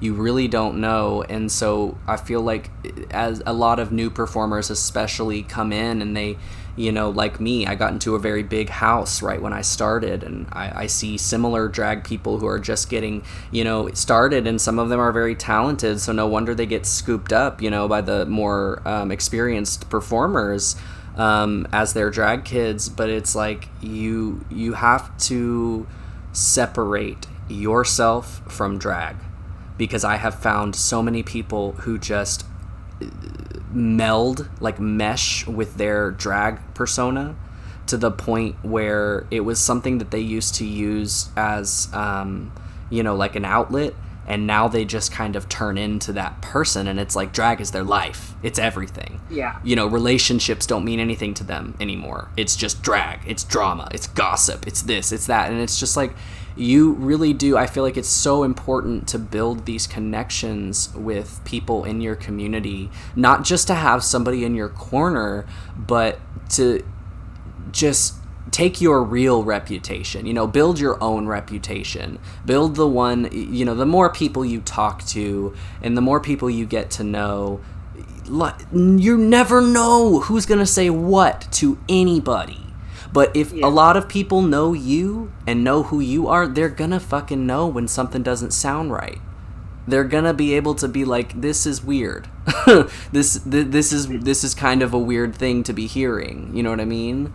So I feel like that's probably a pretty good place to sort of end this live stream, is just professionalism. Professionalism is key, kids. Professionalism is because key. It goes back to that advice that I was given when I first started doing drag, was that regardless of what you do within the drag community, at the end of the day, there's always going to be that one person that watches you. Uh-huh. And they are going to watch your every move. And so that also goes hand in hand with another little bit of advice that I was given when I first started this, was always pick your battles and make sure that they are the right ones, because they tend to go hand in hand with each other when it comes to professionalism and how you are seen within the drag community. Very much so. Very much so. I know that I have definitely been, you know, one of those people who, right when I was starting out, I feel like I've had a pretty good head on my shoulders for a while, since I was a little younger. However, you know, there's always room for growth in people, and I look back now at things that I have, you know, said, and, you know, friendships that I had that I probably shouldn't have had because they were with the wrong people, and I would, you know, looking back, I would find myself shit-talking other people. Like, I would find myself talking negatively about other people because the people I was with were talking negatively about these people, and I wanted them to like me. You know, so and again, I didn't go to high school, so I feel like this is also, you know, drag is very much a high school experience for me, from, you know, what other people will relate on and reminisce on about high school, is just that, like, I wanted to fit in so bad that I would find myself talking really negatively about other people, you know, not even people that I didn't even know. And that's the disgusting part. When I look back and I reflect on my actions back then, you know, 2 years ago, I would just be like, why was I talking negatively about this person? I didn't even know this person. And then, you know, like 6 months ago, I actually got to know one of those people that I used to talk nothing but shit about, because people, I'd never even said like 5 words to them, but the people I was associating with at the time had very strong opinions about them, and I took them for gospel. I took them for gospel, and I apologized profusely to that person, and we're now very good friends. Is I was just like, I am so sorry, number one, that I said all of these things about you. And they were like, well, I didn't know you said those things. I'm like, I know you didn't, but I know I did. So I'm going to be transparent with you and tell you that I used to say negative things about you to other people, but I didn't know you, and that was my fault. You know, I feel like that also does go back to accountability and how important it is for especially performers and anybody with a platform to hold themselves as well as others accountable for their actions. And that includes lack of representation. You know, that includes people calling other people out for tokenizing Black people, or tokenizing disabled people, or tokenizing transgender people, or whoever falls under that umbrella. Like, accountability, it's really important. Yeah. It's really important, and it's something that people, I feel like, overlook, or feel like if they hold somebody or attempt to hold somebody accountable for their actions, that it will somehow lessen their reputation. You know, like, all they care, it's like very selfish motives of like, well, this person's really big and I don't want to say anything, you know, against them. I don't want to, you know, call them out for this really racist thing they did, or, you know, contribute at all to the condemnation of this person. But it's like, it is our job, I feel like, as a community, those of us who do, you know, stand on the right side of history and shit, it's like, it is kind of our duty as a community to hold these people, especially the people in positions of power and recognition, we hold them accountable for their actions. Exactly. Well, I feel like that's a pretty good place to end this podcast. Yeah. Yeah, that was a lot longer than we intended, but I think this was really great, and everybody has stuck around for the... Yeah, everybody has stuck around for the entirety of this podcast, and that is, like, super awesome, and I want to thank y'all so much. Impressive. Yeah, that's 3 hours of talking about, like, heavy tea, and yeah, I just want to say thank you to all of y'all who stuck through this, and thank you. Especially the ones who pitched in, you know, and, like, actually joined the conversation. Like, I love that. I love being able to participate with y'all. Yeah, for sure. So I hope to do this as a weekly thing or something like that. So if y'all aren't following my page, my info is on the screen, as well as Paradox's info is on the screen. You obviously aren't required to tip us for just talking. It's just there. It's just there. It's just there. We love the support, you know. But thank y'all all so much for attending this. Y'all are real troopers for, you know, sticking it out for 3 hours. Right. And, you know, definitely please follow my page and follow Paradox's page. I will be back hopefully next week with another guest talking about another completely different discussion topic. So thank you all so much once again, and I hope y'all have a great night and have had some food for thought.